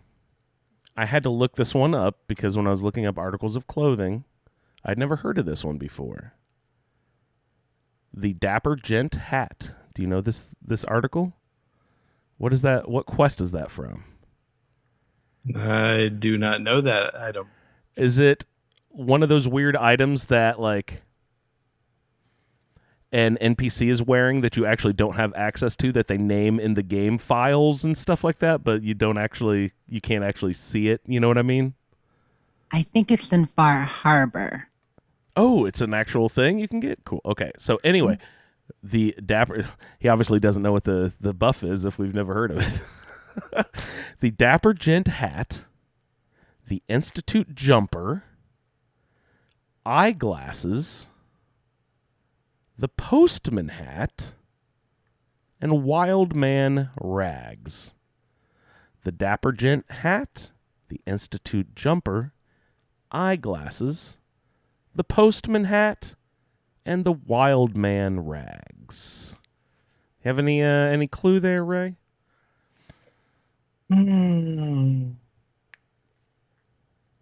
No. Here's They're your getting clue. bigger. After Ray saves the day because he was wearing the Dapper Gent hat, Institute jumper, eyeglasses, Postman hat, Wild Man rags, someone in the relieved crowd yelled, "Not all heroes wear blank." Not all heroes wear Capes. capes. That is the answer. C-A-P-E-S. Very good, Ray. I had the PES. See, so let's write that down at home if you're taking notes. The Dapper Gent hat is the charisma. Institute jumper is agility. The PES. All right. And the Dapper Gent is actually 2 charisma. It's fancy. Wow, that is what is it acquired from? What quest You do you get have it to in do? Vault 118. If you go in there and do What that is with that? the fancy Is that- people, the fancy robots. Oh, the robots in the basement? Mm-hmm. With the kitty paintings and stuff? You too can be a Dapper Gent. They are high class. That is a really good hat. All right. Where were Jess, you are up. If you want to wear the hunter's long coat, the Adam Cat's jacket and jeans, an Institute jumper, a bathrobe, the postman hat, and the Grognak costume. That's the hunter's long coat, the Adam Cat's jacket and jeans, the Institute jumper, a bathrobe, the postman hat, and the Grognak costume. You're going to look insane if you wear that out and about. I am, but I'll be comfy. I mean, except for the postman's hat. Okay. Oh, I postman hat have looks totally comfy. Come no on. flipping clue, so you might as well All tell right. me. Due to the severe cold in Far Harbor in winter, Jess always layers up in her hunter's long coat, Adam's cat jacket, over top the Institute jumper, and all wrapped up in her bathrobe, topped off with the postman hat and the Grognak costume. It's a long, Gorgeous. frozen boat ride, but totally worth it because she loves to be in one of her absolute favorite. It's a long boat ride, but totally Oh, worth it's it. places. It's one of her absolute favorite places. Very good, Jess. I was stuck. I was stuck with aces. What did you have? You got it. didn't have the PL. Okay, cool. Yeah. Yep. All right. Well, and I wasn't positive on the bathrobe. I always get that messed up, but it's charisma. Very good. Angel, we're back to you. So this first article I just have written down as the DB Tech varsity uniform. Was it Don Bosco Technical Institute? Is that what the location is called? I forget. Or is it just called DB Tech? I forget when you. Yeah, it's just DB Tech, right? And I Bosco don't is remember the raider, something. the head raider there, Okay. right? Yeah. Yeah. Because of he wears the big bear head. The Bosco bear head, right? Okay. Ooh, I should have gone with that. Does that give any buffs? Or the bear heads in here? All right, Angel. If you were to wear the DB Tech varsity uniform, the postman hat, McCready's duster, and welding goggles. That is the DB Tech varsity uniform, the postman hat, McCready's duster, and welding goggles. Do you have a guess? Goodness, no. Give me a clue. Give me a All hint. Angel was wearing her DB Tech varsity uniform, postman hat, McCready's duster, and welding goggles when she jumped into Old Gullet Sinkhole. As she fell, she suddenly remembered the angry Deathclaw below and her father wagging his judgmental finger and reminding her, "Look before you Leap. leap. Look before you leap." All I had was an E. L-E-A-P. Very good. You got it, though. Good job. All right, Ray. I believe we're back to Ray. Ray's putting on his greaser jacket and jeans, a lab coat, fashionable glasses, and a sea captain's hat. The greaser jacket and jeans, a lab coat, fashionable glasses, and the sea captain's hat. Ugh. Do you have a guess? What's the first one again? The greaser jacket and jeans. Also, equivalent item is the Adam Cat's jacket and jeans. Just a variant on the greaser jacket and jeans, if you know what the Adam Cat's jacket and jeans is. What, do I have lice? You do have lice. Good job, Ray. Every time Ray wakes up from a sleeping bag on the ground, he gains a new parasite. He has learned to shake out his greaser jacket and jeans, lab coat, fashionable glasses to get out the fleas, but he has to pay special attention to that sea captain's hat to get out the lice. L-I-C-E. Good job, Ray. No lice for you. Thanks. Jess, over to you.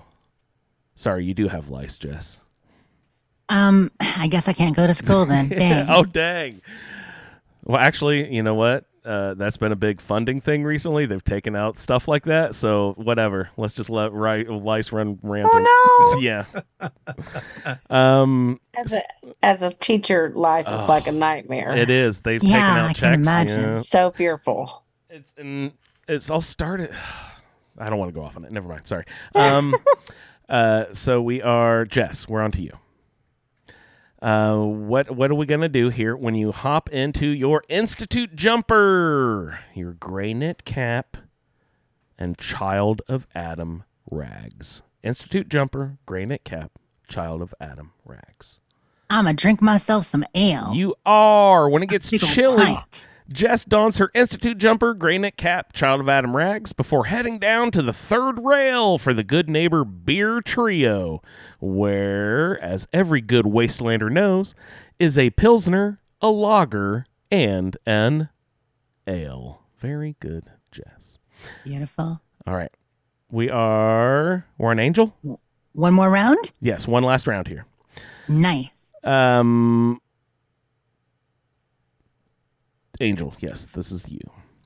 You got Agatha's dress, the gray knit cap, the Institute jumper, and welding goggles. Agatha's dress, gray knit cap, Institute jumper, and welding goggles. I don't know. I only have part of it. I don't know. All right, here's the clue. Angel dresses up in her Agatha's dress, gray knit cap, Institute jumper, and welding goggles.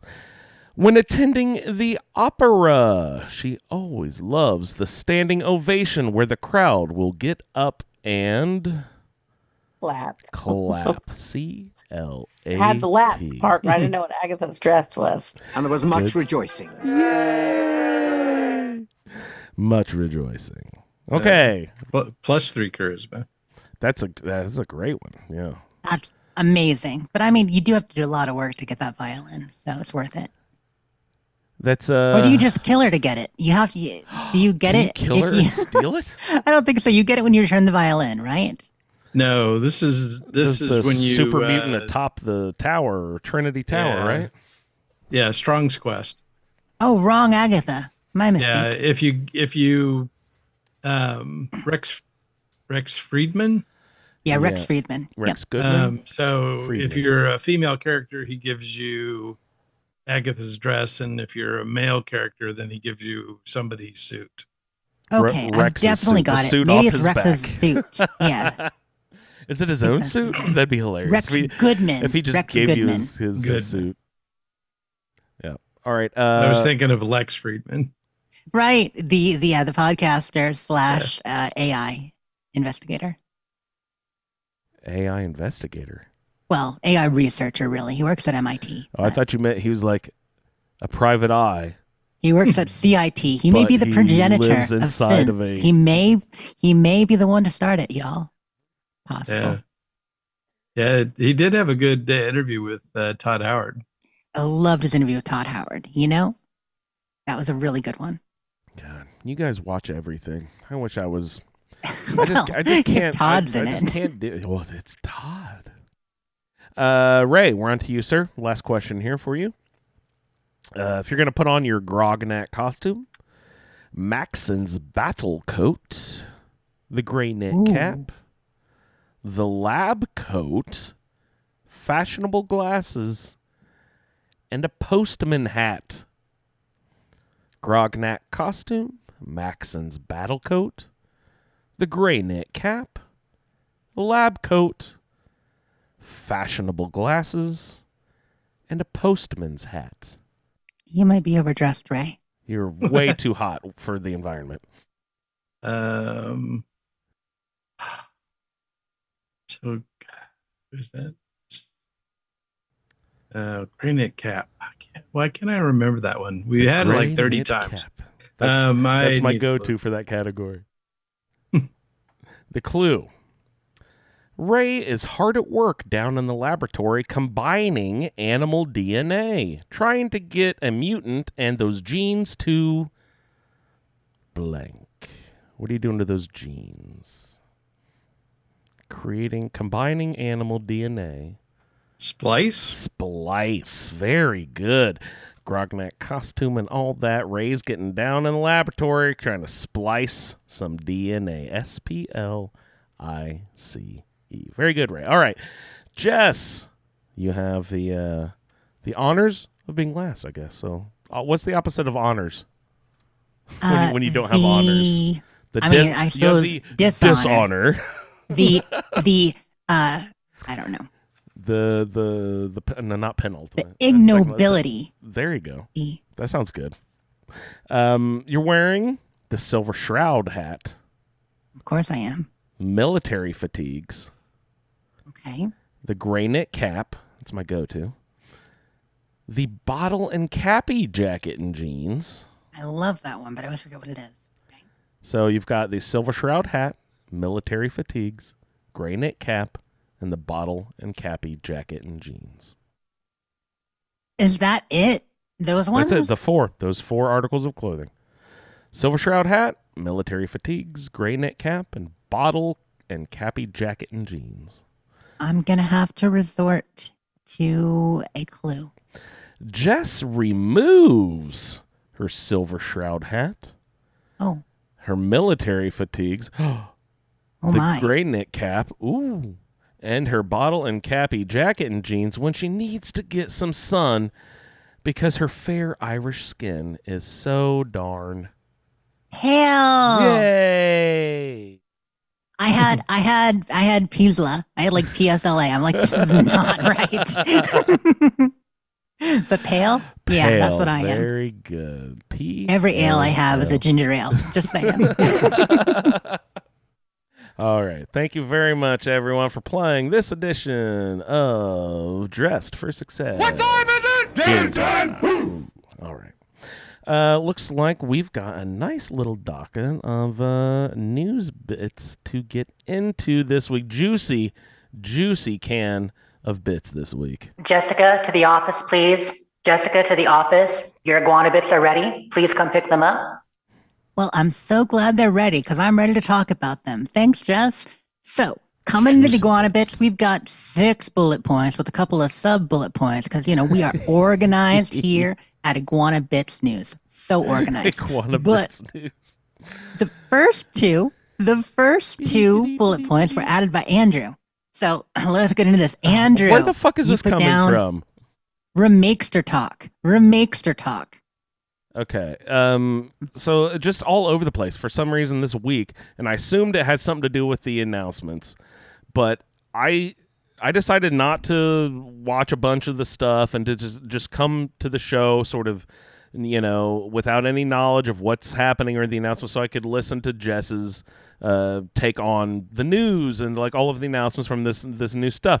So I didn't know if this was an actual announcement or anything, but evidently this has been floating around for a while, but I just got hammered home. I saw it 7-8 times on different social media posts all over the place this week. So I was like, there's got to be something to this. I know it can't be true. I'll just wait till the show, ask Jess about it, and see what's up. But evidently I saw about Fallout 2, remake, you said even. 3D remake of Fallout 2 on the Fallout 4 engine, blah, blah, blah, blah, blah. And it's just like, okay, I've seen this 8 times across 4 different platforms. At least the rumor has gotten traction. What the fuck is up? So the Fallout 2 remake on the Fallout 4 engine it is an older story, but people have been talking about it again because they're talking everything Fallout and remasters, remakes. Just because news is back, that has made its cycle again? It got sucked back into it? Hey, Fallout is hot right now. The trailer dropped for the new series. What article can we put out? So yeah, I think, because I didn't see much about Fallout 2 myself, but I think what you were seeing was stuff for Project Arroyo, which is a fan mod overhaul to put Fallout 2 into Fallout 4. It's been going on for a few years now. It's not new. I don't know what point they're at now, but I don't think they've hit like a major milestone that they're publishing it and talking about, it publicly again. But yeah, it was in the news a bit. Even more in the news, of course, was the Fallout 3 remakester because People thought people, they always thinking. They Quit always thinking, thinking, people. but they're not always using their brain while they're thinking. Sometimes Nope. they're like, the remakester, the Fallout 3 remakester is going to be at Gamescom. No, it was never going to be at Gamescom, and it wasn't. But there was a lot of talk about it because of that and the show, and then because of the series trailer. And the fact that a lot of it takes place around the setting of New Vegas and the Mojave, now people are back, burning that fuse on the explosive news of Fallout New Vegas Remaster, which of course people really want, because Fallout 3, Fallout New Vegas, both very popular. Fallout New Vegas probably a little bit more popular overall, and so yeah, people are they're chomping at the bit for info, but not yet. And then I immediately had the thought that sounds fishy, because if they would go through all of the... See, and I don't even know what the deal was when they got rights to the Fallout franchise. Like, I knew that they had stuff going forward, but like if they were to go back and to bother getting the rights to do 2... Oh, they do. They have the rights to all of them and everything. They would absolutely go back and get 1 and start with 1 if they were going to do they wouldn't start at 2 doing a remake. So that sounded fishy immediately to me. Yeah, so currently 1 and 2 digitally are published, by Bethesda. I mean, because they're the ones who are distributing it. They have the license. They have since a couple years before Fallout 3. Yeah. There's a reason why they give it to you free. They give you 1 and 2 free with your digital copy of Fallout 4 on some PC versions. They've done this a number of times. Right. You Yeah, order I forgot this, you about get that. these. Yeah. Yeah, they're handing out like candy because they want people to see the origins of the series. Yes. Sometimes people say Yes. Bethesda doesn't respect the original. No, they definitely respect the originals. The thing is, in the back of my head, I had a whisper, this is not real, because they didn't. If they were going to get the rights to do it, or if they had the rights to do it, they would start with 1, not 2. So I knew it wasn't real in the back of my head because of that, but I wanted it to be true anyway because, hey, that would be great, I still say I don't want 1 and 2 in 3D. I want 1 and 2, if they're remade, to be done isometric. It's been shown time and time again the last, 5-10 years that isometric games can absolutely be modernized. From, my favorite Wasteland 3 to the world's favorite Dungeon Siege. No, Baldur's Gate 3. Dungeon Siege 3 was pretty good though, y'all. You should try it. It's like 2010. It was not bad. That sounds like a game from 1987. No, the original Dungeon Siege was around 2000. It was one of the very first isometric RPGs that was an action RPG where the world was endless scrolling. So you load into a board, and instead of being screen, you go to the edge, it loads the next screen. It was endless. You could actually explore the land, which is now so common. Yeah. But back in like 2000, 2001, when it came out, it was really unique. Yeah, cool. Yeah. Sorry, a little bit of random RPG history there. It just sounds like an 80s scroller, But the point is, if they remade them, I think they should do them isometric, kind of keep that feel, stick to the spirit. I think that's important. But, if they do Fallout 3 in New Vegas, that would be awesome, and maybe we'll find out. I mean, if I were Bethesda, and I wanted to actually announce it instead of shadow drop like the Oblivion Remaster, I might announce it around Fallout Day on October 23rd. Or I might come in and maybe put it at the Game Awards in December, but I'm less likely. I don't really think that would happen. I don't think it would be at a Microsoft Xbox Direct in the usual one in January or so. I think it would either be announced just a month or two before, shadow dropped, or at a Fallout Day announced. That's my opinion. But who knows? It's all speculation. It ain't true is the fact of the matter. Ain't true.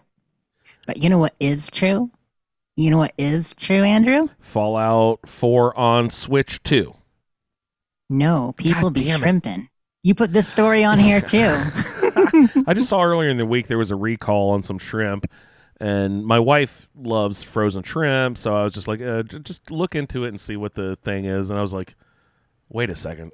Contaminated with radiation? What the fuck is this? Because, whenever radiation is in the news, it just sort of catches your ear a little bit. Just like what it was last month we had was a wasp hive or something they cleaned up, then the wasps were radioactive or something. In that silo, yeah. And of course the headline said radioactive wasps swarm, but in truth is there were no wasps around. It was just the abandoned hive that was radioactive, and they cleaned it up. But the headline, whatever. I totally blank. What was I just talking about? The You were talking. Look, I can put it to you this way. yes. Okay. In the words of Forrest Gump, you can barbecue, boil it, broil it, Oh, the shrimp shrimps, kebabs, yeah. shrimp keo, shrimp gumbo, radioactive shrimps, Rad pan fried, shrimp. deep fried. And he knew. I mean, okay, maybe I added the radioactive, but yes, You can rad shrimp it, radioactive yeah. shrimps. Put it over the. What is a radioactive cooker? Do we have a radioactive cooker in the game? So Microwave. what? Oh, there you go, microwave. There Yes, you go. toss in the microwave. So what actually happened? There are a number of brands of frozen shrimp made by Southwind Foods. So Southwind Foods from California, they did a recall of an amount of frozen shrimp due to contamination with the radioactive isotope cesium-137. Cesium's a pretty bad one, if I remember right. I don't think it's the best. So I didn't even read the articles. What was the context? Why? How did it get exposed to radioactive? I believe it was material? exposed to radioactive metals. When they were in the process they were using, it came in contact with radioactive metals in a couple of batches. Cesium-137. It was distributed between July 17th and August 8th, and the following products have been recalled. Yeah, so y'all check your shrimp. Oh, good But lord! we got from the Sandbar brand, Best Yet brand, Arctic Shores brand, Great American. I think that's a Walmart brand, right? A bunch of Great American, and First Street. Wow. And Is- Cesium-130. Oh, go on. I don't understand how that could be in the is our industrial cooking stuff cleaned with radio? There's no way you clean something with radio. So, yeah, how here's is that what in the happened. process? Here's what happened. So Cesium-137, according to CDC, is produced by nuclear fission, as we know, for use in radiation detection equipment and such. On Tuesday morning, the FDA advised Walmart customers not to eat, serve, or sell certain shrimps. Customs and Border Protection detected Cesium-137 in shipping containers at 4 ports in the United States. FDA tested a sample of frozen shrimp from Indonesia's BMS Foods, which came back positive. Oh, So it was okay. either on a boat with or loaded next to shipping containers that had Cesium-137 in it, which, BT dubs, if you work in transportation or logistics, you know that there are any number of hazmat materials, especially radioactive. You need to Yeah. maintain a certain distance between it and any other Yeesh. products, especially food products. We have all kinds of labeling for that. So Can't yes, believe they got into something the same happened. container there. That is weird. Yep, exactly. So people are being told to dispose of it.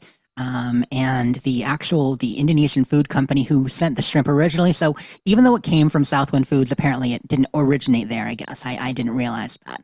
But yeah, so they're under an import alert, and products from them can no longer enter the United States until certain things are resolved and they can prove that they Wow. are safe. So it's a big deal. Holy cow. Yep. Hunger for shrimps now. Check your frozen shrimp if you bought any in the last month. Yep. So that's the recall. Fun times. Not- Yep. It's always fun Not when the- radiation makes the news. Keeps you on your toes. It's been doing it slightly more than I'm comfortable with recently. God, at that tidal wave last week, I was like, oh God, are we going to get another Fukushima here? Like, what is going to happen? I'm glad nothing happened with the tidal wave last Yeah, me too. couple Me too, weeks absolutely. ago, whatever that was. So do you want to get to the news of the week? Absolutely. Roll up your sleeves. Let's dig into the big party news.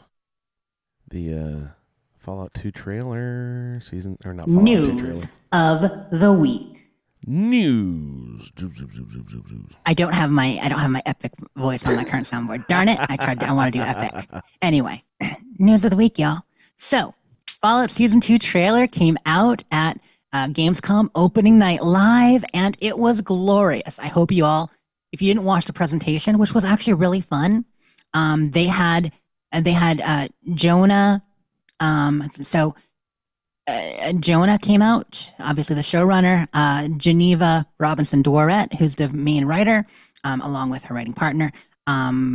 We had Maximus, Aaron Moten, and we had Ella Purnell. All 4 of them came out, talked to Jeff, did a little chat on stage for a bit, into some fun back and forth, the usual. And I'm like, oh, is this all we're going to get? Especially because Jonathan Nolan, sorry, I was calling him Jonah, but Jonathan Nolan, at the beginning of the interview, said, we're here, we started to talk, sorry we didn't bring any footage. I'm like, what the muffins? You've got to be kidding me. I mean, I knew he was joking, but at the same time, the longer they talked, You're the like, less I was sure. wait a second. He might be not fibbing. But yeah, the trailer played. It was epic. If you haven't watched it, I mean, if you're a fan of the TV show or a fan of Fallout, go watch it. There were a lot of reveals. It was just beautiful. So I'm not going to go through the whole thing here. I'd love to do a blow by blow breakdown. There's Maybe on a YouTube Vault Talk or channels all something. about them. You can watch the little frame by frame breakdown. Watch it and learn. But some epic scenes included. We had Ella Purnell doing a slow-mo gunshot in front of the Welcome to New Vegas sign. Yeah, that neat bullet had like grooves down the side, and it was like a hollow tip or something. I was like, ooh, that looks like a crazy weird bullet. What was totally looked like a Fallout 4 action kill. You know what I mean? Like it had that whole slow time, that's action shot. Yeah.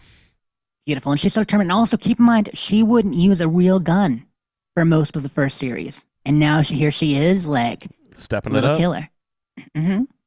We saw Mr. House. Not only did we see Mr. House, we saw Mr. House in the penthouse. How about that, Ray? Yeah. Did that tickle you, seeing the actual Lucky 38 penthouse? Yeah, absolutely. And him talking to Walton Goggin, it was like, oh, okay, this is on. This is going to be good. Cool scene, spinning out the chair.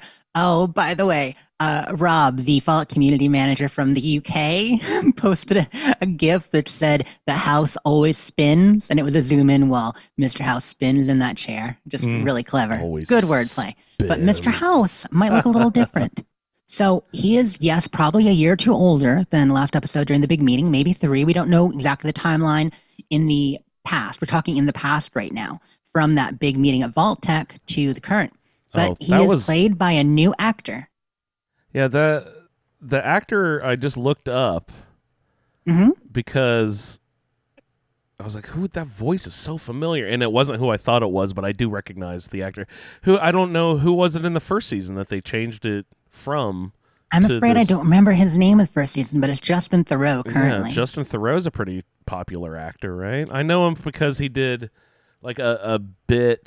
He was sort of like a side character for one season on Parks and Recreation. He was Leslie Knope's boyfriend for one season. Right. But that's what I know him from. But my wife was like, oh no, he was in this movie and that movie, and he's all over like she knows what he was all in. He's good at that. I mean, your wife is good at knowing actors. Yeah, I just know that he was in Parks and Rec, and I thought he was funny. So. But there's speculation, why was he recast? Some people are like, well, because Mr. House is going to be a much larger role this time, they wanted a bigger actor.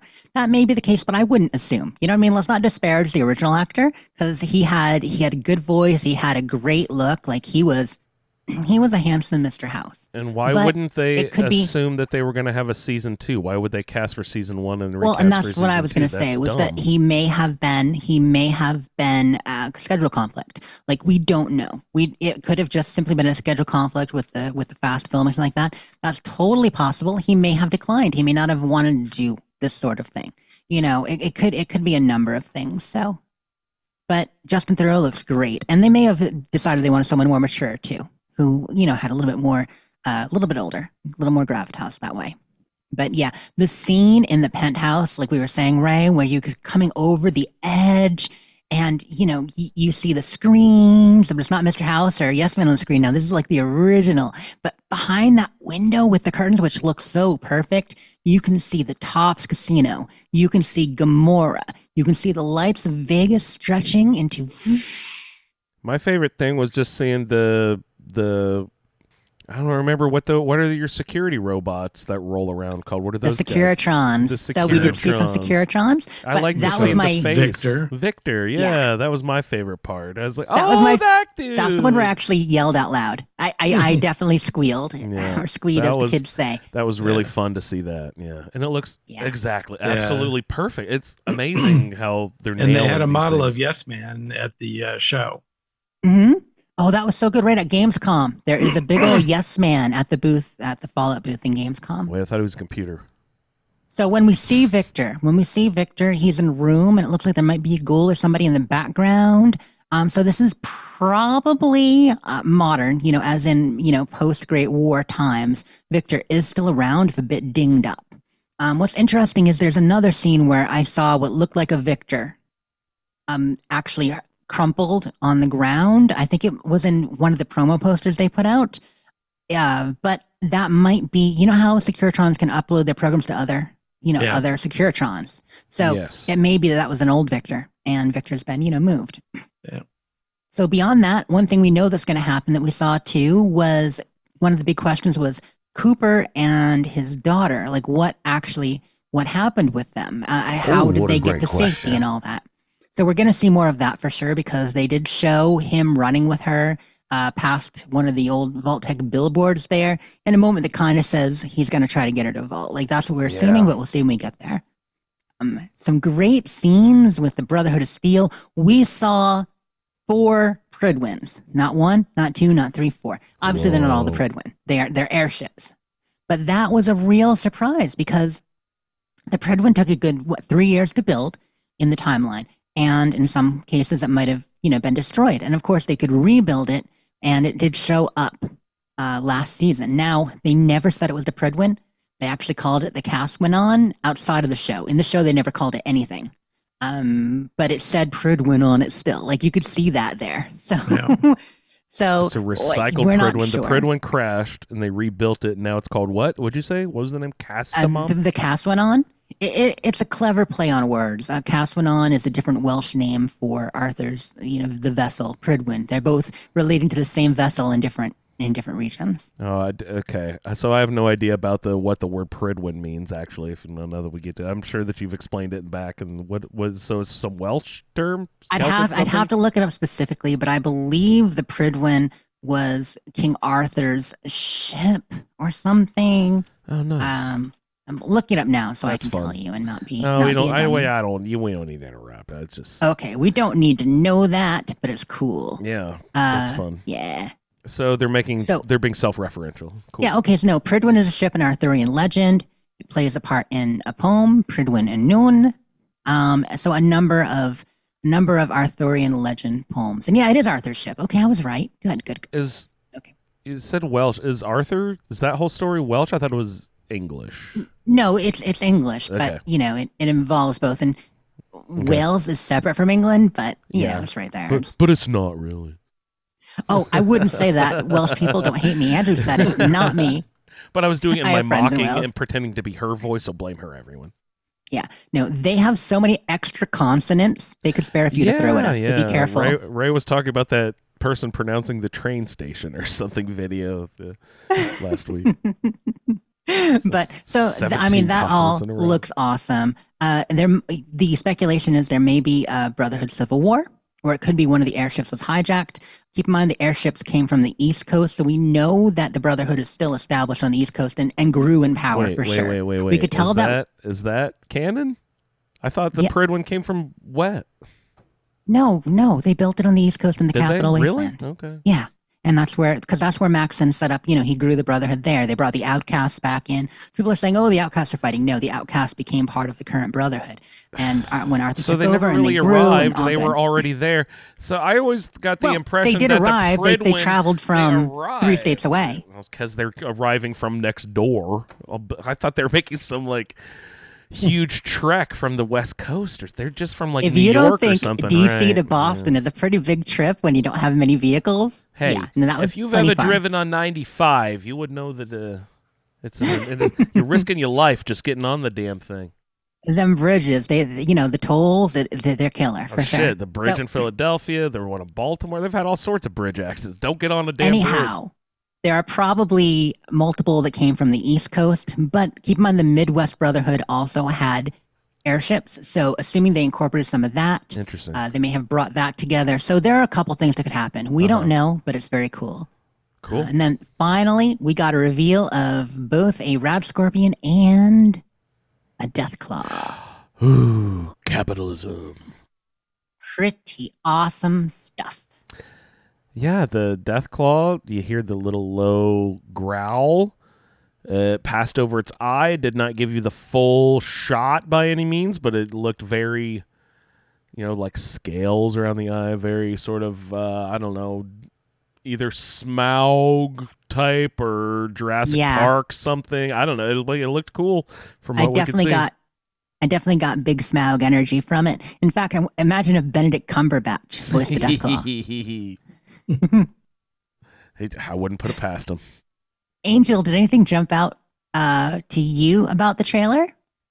I haven't got to watch it yet. Only because I was at work and they totally don't let you get on your phone at work. So No, I they saw don't. it and I'm like, I'm gonna have to wait until I can have a minute to sit down and actually watch it. And then I just haven't been able to do that yet. So I only Oh, seen I'm bits excited and for you when you pieces of do. what people have been posting, but yeah, I need to watch it. Sorry for spoiling a few things. One Oh more no, thing it's I'll okay. mention. One more thing I'll mention. I mean, there were some other pics and other moments and tons of scenes there. But one more thing I'll mention specifically from the trailer is we do at some point see an underground vault tech facility that is much larger than most. And it looks like they may be built into a silo. There's almost, I'm not going to say a skyscraper, but at least a 10, 12-story building with all kinds of things. It looks very much like the Institute in an underground silo area, probably under or near New Vegas. So that was really exciting. And Just Dinky the some- dinosaur. Oh, Dinky! Yeah. Do you want to mention the posters, Ray? Did you see those, the official posters? I saw them, but I don't really remember anything about Okay. them other than they're there. Yeah, they released 3 official posters for the show, promo posters and stuff like that. And the one had Lucy standing in the mouth of Dinky the dinosaur with CX404 with her. Very Boone-like. She's got a gun in her hand, looking out. I'm warning you, don't wear a red beret in front of this girl. She's looking dangerous. Then we got a picture of Maximus on a poster. So they had each of the 3 main characters. Maximus on a poster, surrounded by the Brotherhood with 2 airships in the air near him. But the interesting thing about this, the clever thing about this, is that in his hand, kind of hidden behind him, he's holding the cold fusion device from, the big MacGuffin. There you go, Andrew. From the first season, which they installed. So somehow, is he bringing it somewhere? Is he stealing it? We don't know. But cool picture. Also, Maximus is wearing a cool ass suit now. And then the third picture, we see the ghoul in front of the atomic Wrangler. Are you hungry, thirsty, horny? Well, he found it. So there it is. And that's the one that actually had a Victor crumpled in it near the Wrangler. But yeah, you're seeing all the classic buildings there down that row. Moving on, a couple things I wanted to mention too. So we talked characters, we talked locations. You actually get a shot of Novak. You get a shot of a couple places looking really good. You see the Legion. You see the Legion. Right. That was a total surprise. I didn't think they'd bring them in. Now, going into speculation again, we can talk about this more, but news is going long already. Many people are saying, they're going to have to pick an ending. This is going to choose and canonize an ending. I think specifically because we see NCR. Yes, NCR still is. We see NCR. We see Legion. We don't see House, but, we see House in the past, but we see glimpses of it. I do not think they will canonize an ending. They don't have to. No, and they've said that they don't want to. People keep thinking, they have to. They have to. You know what? Things have changed. It's been 15 years since the events of New Vegas. We're looking at 2281 to 2296. So, and even if you side with House or the NCR, you don't wipe out all of the Legion. Right. You wipe out Lanius. Yeah, you're right. You wipe out Lanius or Caesar, and Lanius can walk away. There is an ending with that where you can talk him down and he walks away.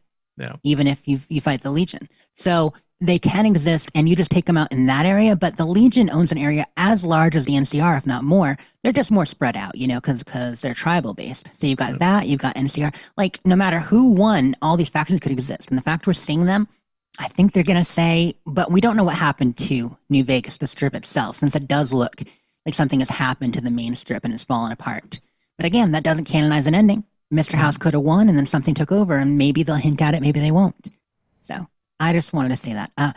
Finally, how could I forget? We talked actors a couple weeks ago, and I mentioned Macaulay Culkin was the only new big-name actor listed. Hell no. Andrew, I'm an asshat. I mentioned when he first mentioned it himself, like 3 months ago. He's not on the IMDb or listed. Like, no one's listing him in the cast list. But our boy Kumail is in season 2. That's fucking great. Yeah. But And- because he's not in anything, you don't know anything about whatever character I mean, he's doing. people know his movie The Big Sick, and they know, like, the Silicon Valley show and a few other things he's done, probably. Isn't it? God, like, I know we don't actually know the guy. Well, you might. But, like, isn't it fun that, like, just some rinky-dinky little podcast where this guy's a fucking movie star now, and he's in TV shows and shit. That's just insane. It's awesome. It's great to see people you like, that you've liked from the time that they were, just It's like, sitting I in a knew he room was an itty-bitty in comedy entertainer. clubs with 30 people and Yeah. making it big like he has over the last 15, 20 years. Yeah. Fucking saw the guy do stand-up at Grinnell University back in 1992, come on. Well, I mean, no, not back then, but yeah. Yeah, He probably no, wasn't in the he's country great. yet. Mhm. Yeah, no, But- kudos. That's great. We catch a quick glimpse of him in the trailer. And Yep. not only that, What's he wearing? there you go, Andrew. Do you know the way you asked that? Do you know?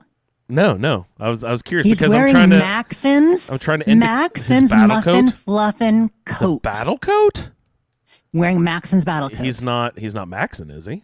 I don't know. He could be Maxon. He could no be fucking Maxon. way. That, He is pretty fucking built and ripped now. He used to be some skinny little guy. Now and he's got the haircut. Yeah, he you had know? that big, like, the poof, like. Speaking of pompadours, we gonna see the flying Elvises in this thing or what? We did catch a glimpse of kings in the trailer, but the one or two we saw were ghouls. Okay, so this is gonna have an ultimate showdown then between X404 and that robot dog with a brain. What's gonna happen Rex. when Rex and dog meet bump heads? What's gonna happen? I hope he's still around. That would be awesome. I mean, here's the thing about the kings. People are like, oh, I hope the kings, blah, blah, blah, are still there. They're not all ghouls. But I do think that the kings as a gang, once the king passes away, and I mean, not saying that he would, but I mean, he's probably, he's young, but it's the wasteland. He could have easily died in the last 15 years. And I think once Lots he's of ways to gone, the die. gang might not stay together the same. Yeah, I buy that. That's And my feeling, but I don't know.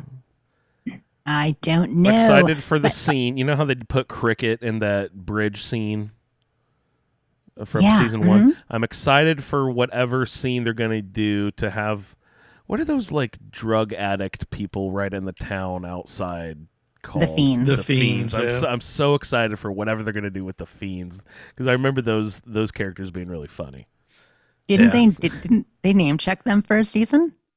Oh, they did? They name checked When the they were Fiends? talking they were talking about the druggies, I don't right? recall They were talking about that. the Didn't they call them Ooh. fiends? I'll Did have they to go right? back. Yeah. Oh, yeah, I thought you meant the character names. They actually said Fiends. I think they did. They name checked one of the main gangs in the area, and I'm pretty sure it was the Fiends. That's so Also, cool. one last character reveal: the chicken curious snake oil salesman is back.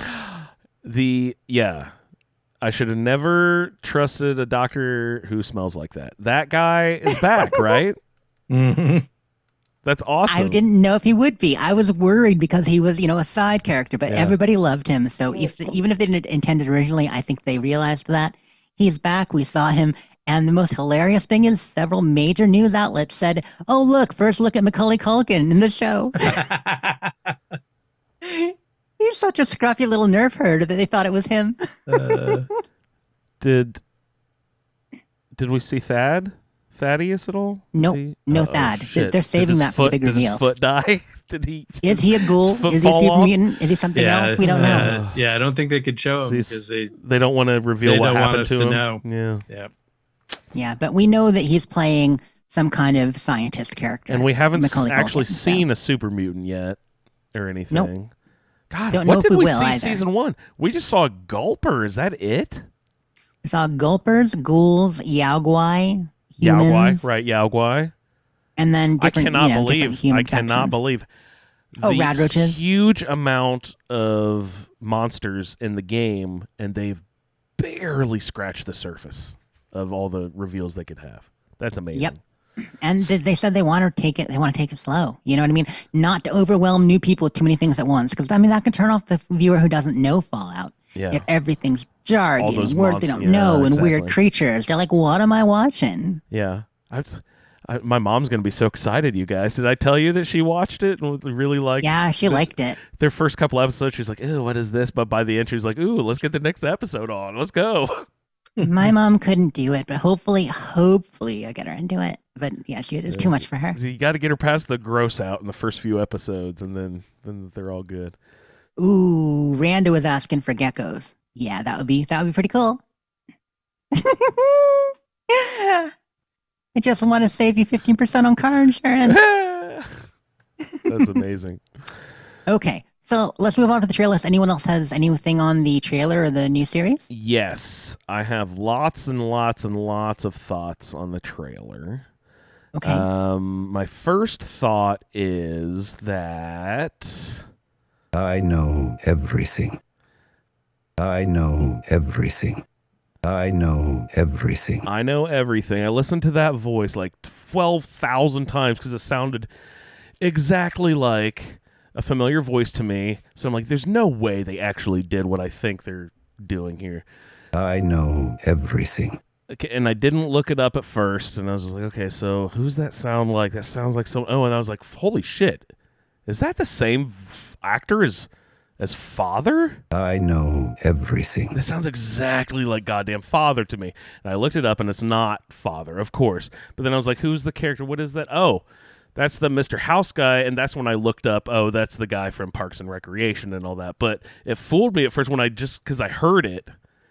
I didn't see the guy's face, and I was like, oh, I think they got the actor who did Father. And have they pulled any voice actors from the game into the show? Have they given Not any yet. jobs like that or anything? Because that'd be Not yet, that'd but be a like really cool nod if they did that. We mentioned last week that we were hoping they would. That maybe they saw how much people wanted that and they might, but we don't. Not that I know of. Yeah.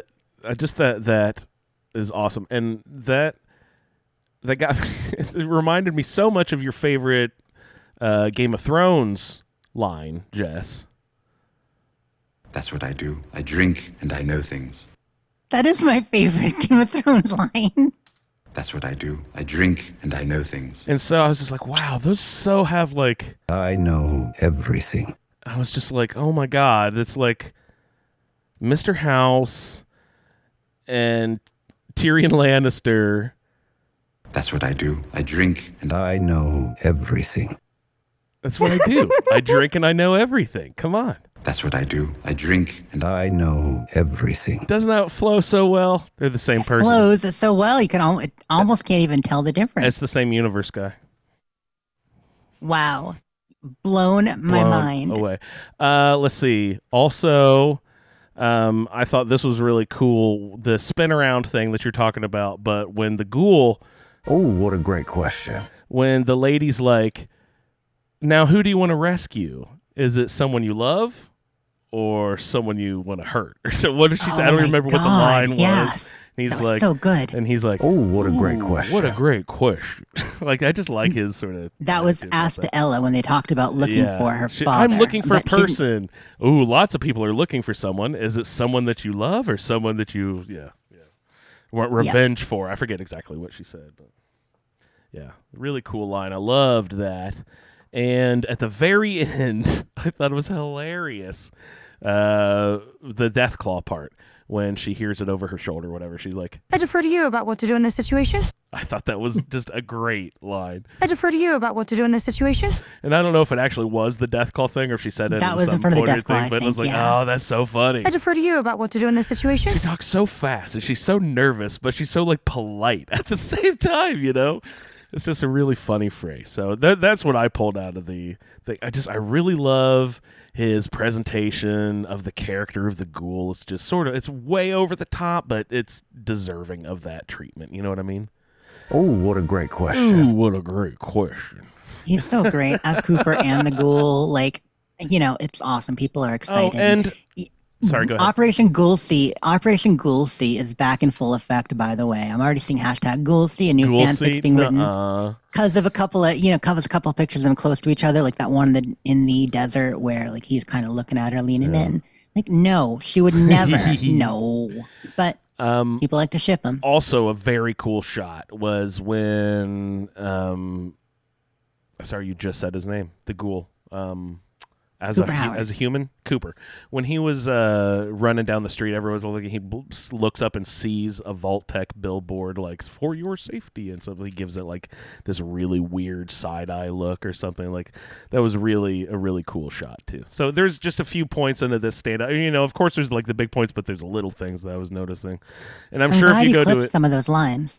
if you go to YouTube, I'm sure people do like a frame by frame dissection of every little part. I bet you there's all sorts of references I didn't even catch the one time I watched it. So There haven't been too many yet. There haven't been too many of the roast breakdown type videos yet. In fact, I haven't seen any, but I'm sure they are out there like usual. or and by next week or whatever they'll be up. For sure. Now, the one disappointing thing from the trailer was they let it slip at the end that the episodes will be released weekly. Mm-hmm. Yep. Instead of starting December 17th. Did the first season get dropped altogether? Yeah, we got the whole thing at once. Wow. Yep. Oh, I hate that decision so fucking much. What is the financial advantage of...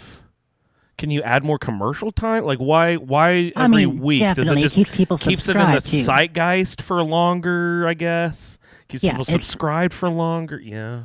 It's running from December 17th to February 4th. So people have to subscribe for a good 2-3 months to watch it, unless they just wait till the end and watch it all at once. Which, who wants to do that? Nobody. I think Exactly. every single person I know who has Prime does it because of the delivery service and just has the video. I don't know anyone who doesn't use the delivery service but uses Prime for the video only, the aspect. People who use it for the TV stuff. Like, are there people out there who use it like that? Like just a streaming video service? Because I always just thought of this as sort of like, just an add-on to my Amazon Prime? Yeah. Yeah, that's my main streaming service for sure. But I mean, you use the delivery Prime service, and this is the video service is just an add-on to the Prime delivery. Is there anyone who doesn't use Prime delivery but uses the video streaming service? You know what I mean? I can't imagine. Why wouldn't you use both? I know. Like, I'm just thinking. But like my Paramount Plus is through Prime too. So I mean I have a Prime sub for the packages, but I probably watch more Amazon Prime than I order packages in a year, by far. Oh really? Yeah. Yeah. I mean I order from Amazon 4 to 10 times a year probably. A lot, but not that much. That's not a lot. 4 to 10 times a year. Well, and you have kids. I order shit all the fucking time. Maybe 6 to 10. I mean, maybe more some years, but yeah. But usually I'm 6 to not 10 that a many. month, Jess. Really? Oh, I had easily. no idea. Easily. Yeah, no, I'm once a month at most. It's like I don't go to the store anymore. It's like anything I need is getting delivered to me now. So convenient. And if it's not on Amazon, I don't need it. Drone delivery yet to you? Got a drone I saw yet? the first footage of. I haven't gotten it delivered to my house, but I saw one in Indiana had actually been delivered to, and I was like, "Well, here it comes." It's like they're AI drones and helicopter accidents and fucking airplanes getting nailed by. I know they say that there's going to be safety nets involved here, but here we go. Drones in uncharted airspace. This is not going to be good. Angel, how about you? That. Oh, about Amazon. Like, do you do the Amazon deliveries a lot? Are you an Amazon person? Yes. Oh my Doing gosh. stuff? Dude, she's My got husband kids. does not go anywhere. He just orders absolutely everything. Any random thing you can think of, he's already ordered it. It's here. He's like $800 one month he ordered of stuff from Amazon. Ooh, I'm not Just that deep, but ooh, goodness. random stuff. I Just try to random make a shit. list so I don't make the driver come too many times. Like I feel bad, those delivery workers working hard. And I think of Sergio out there doing deliveries, and I'm like, okay, let's just make it, try to consolidate an order with at least 5-6 items or You whatever. think the delivery driver's resentful if they have to come to my house multiple times in a week? I kind of do. only if they don't like their job. Yeah, that's fair. I don't know. I don't know anyone who likes their job, actually, now that you get down to it. People do it for money. I don't know anyone who does it for fun. I don't know Most people do work for money. I tried really, really hard to shop at stores, but right anymore, you just, I mean, they make it hard. They make it hard. I just don't find what I need. I've got to, turn around and order it on Amazon. I like supporting local business, but some of the smaller stores have gone under or closed because of big box stores or Amazon, which does make it hard to find the specialty items, right? Like, Radio Shack, RIP, right? Like little things like that.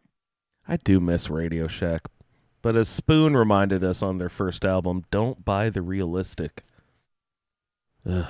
Terrible quality audio equipment. I had a couple realistic things when I was younger. I mean, who didn't? Yeah, my one first amp was a realistic. One of my favorite Spoon songs is "Don't Buy the Realistic." All right, good stuff. Sorry, tangent there. What were we talking about? We're talking about the trailer. Yeah, let's get back to Fallout. We've got to wrap these bits up. People are hungry. They want the rest of the bits. So, couple big things. We'll do a quick speed run here.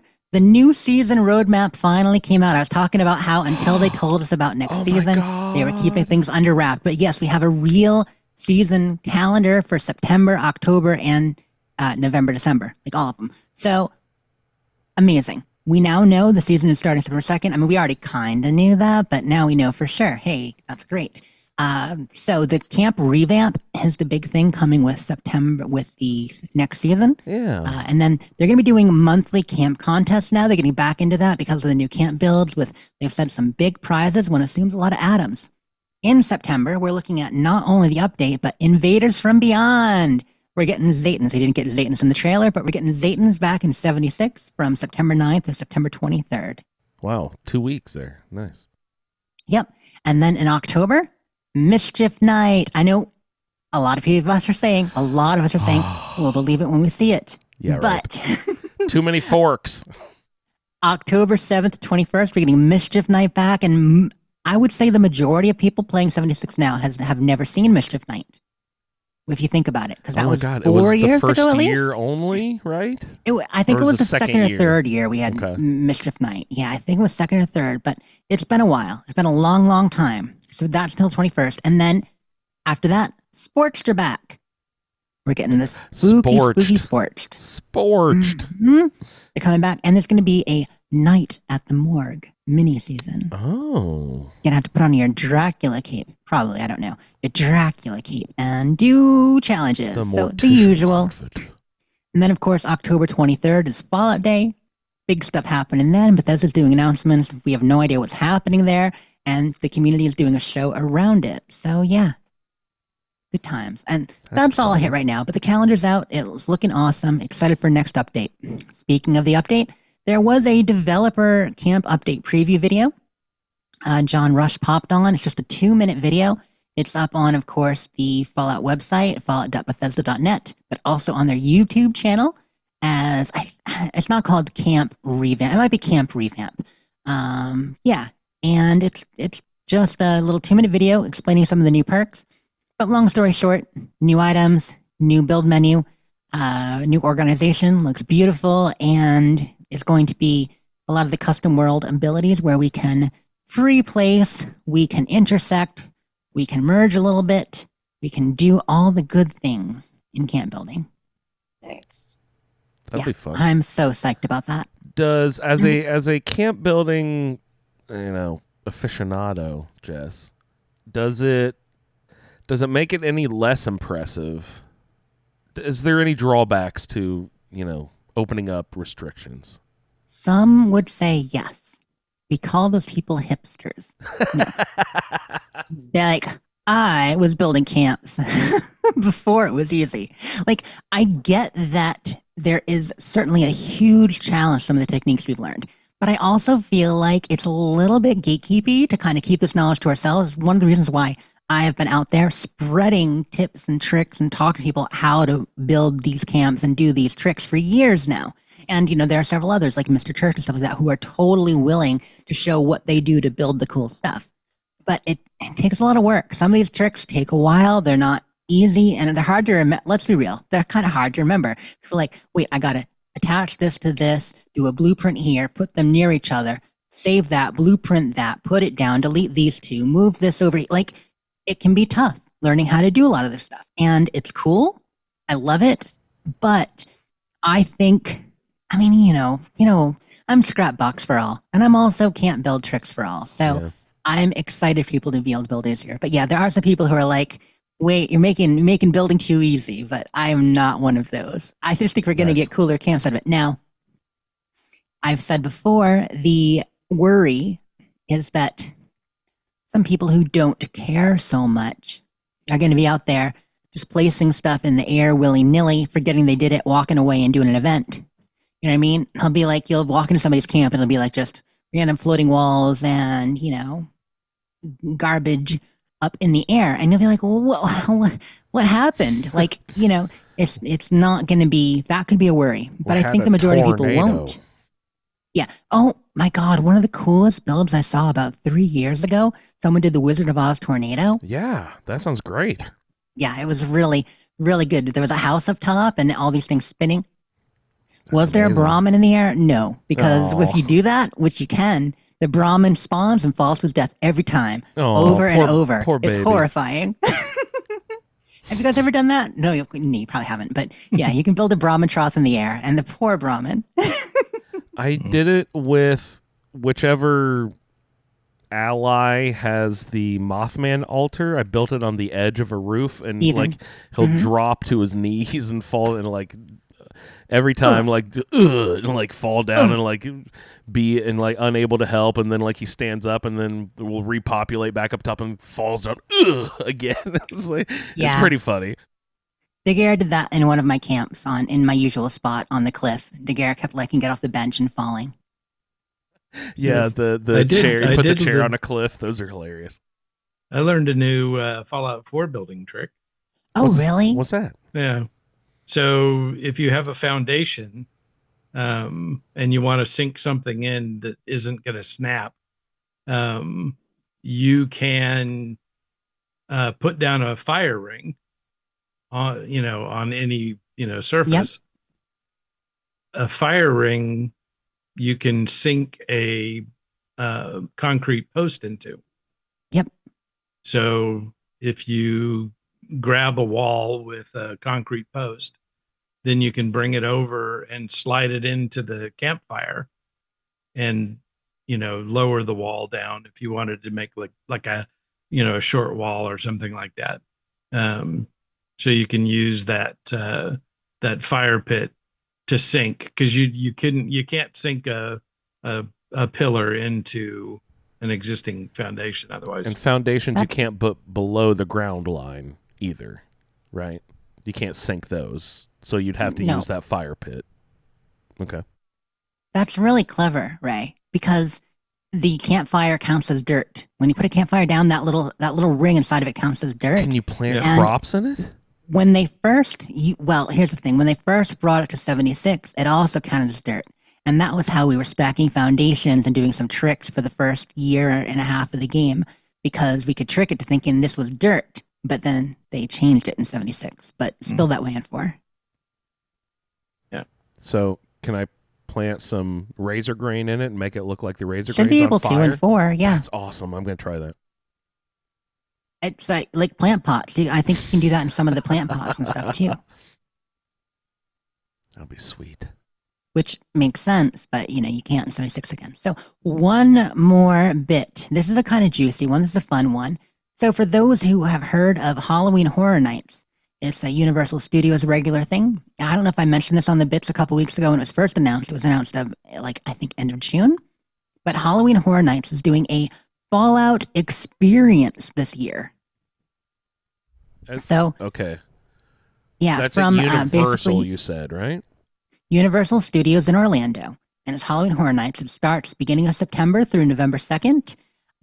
It's select nights basically, from September 4th to November 2nd. And there is a Fallout experience. They've been sharing some of the food. They're making things like candy by apples and sugar bombs and Yum Yum deviled eggs. Although the Yum Yum deviled eggs, turns out they're using coconut. That wasn't an exit at all. What Why? the hell? What? Yeah. I'm What? not impressed by that. That, you know what I mean? Make them, I mean, but then again, you're not going to mass Can't serve use eggs. deviled eggs at a theme park. Although they're one of my This isn't favorite actually meals, the wasteland. they do not preserve well, and yes, you will kill people. Yeah. Bacteria Yeah. eggs. I get that. I get that, but it was kind of funny when they talked about what was in it. But all kinds of cool stuff, going to be a full experience, and it's going for basically 2 months in Orlando, which I'm not going to get down there, but I wish I was. Ray's not far, only like a 12-hour drive from Ray. Yeah, it's less than that. Is it really? Yeah, only took me like 8 or 9 hours to get there. Yeah. We're going to And some twist people- Ray's arm. He's going to be our road correspondent for the event. I mean, it might be fun, Ray. I don't know. I mean, I don't know if you'd go to a Halloween Horror Nights, but if it's Fallout themed. All right. Fallout Feed meetup, everybody. Orlando, Halloween this year. Let's go. Let's do it.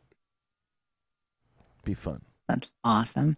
People in chat were asking at the beginning of the show about any Gamescom announcements, so I'm going to wrap the bits. But basically, Yeah. Lego Batman is exciting. New Lego Batman coming out. Looks really good based on the Dark Knight. That does look awesome. Yeah. Dwight sent that to me, and I was like, that's really, really cool. He knows what's up. He knows you like Batman. Yeah. The Sekiro game is getting an anime. That's, I mean, not necessarily game related, but Sekiro is a game, and they're doing that. Let me see. Anything else I really need to shout out? Hollow Knight Silksong is actually a real game for anyone who cares. It's actually coming out next month. And tanking my fantasy critic score, I might have won one of the leagues I'm in, and now I will lose because I bet against it. Let's see. Uh-oh. Yeah, it's the thing. Indiana Jones. I know a lot of people that we know have played Indiana Jones. Yeah, Bob loved that. Yeah. Did you play that, Angel? Did you play the Indiana Jones game? Yeah, it You was like- very fun. I loved it. Yeah. I want to play The that too. DLC is coming out on September 4th. So just 2 weeks, we got a DLC on that. Outer Worlds 2, we got another look at, but we've already seen a lot about it. Looks good. Cool, yeah. Still haven't played any of God. that. Downloaded it, but haven't played it yet. One of the not great games ever made. I'm not going to say it's bad, but it's not good. Bubsy is getting a fourth game, Bubsy 4D. So, yeah, nobody wanted it. If you've ever played Bubsy, you know what I mean. But Bubsy is getting another game after, what, Well, why do 15 they keep years, at making least? them? They haven't. They stopped. He's back. Bubsy is back. Bubsy's Yeah. good this time, we swear.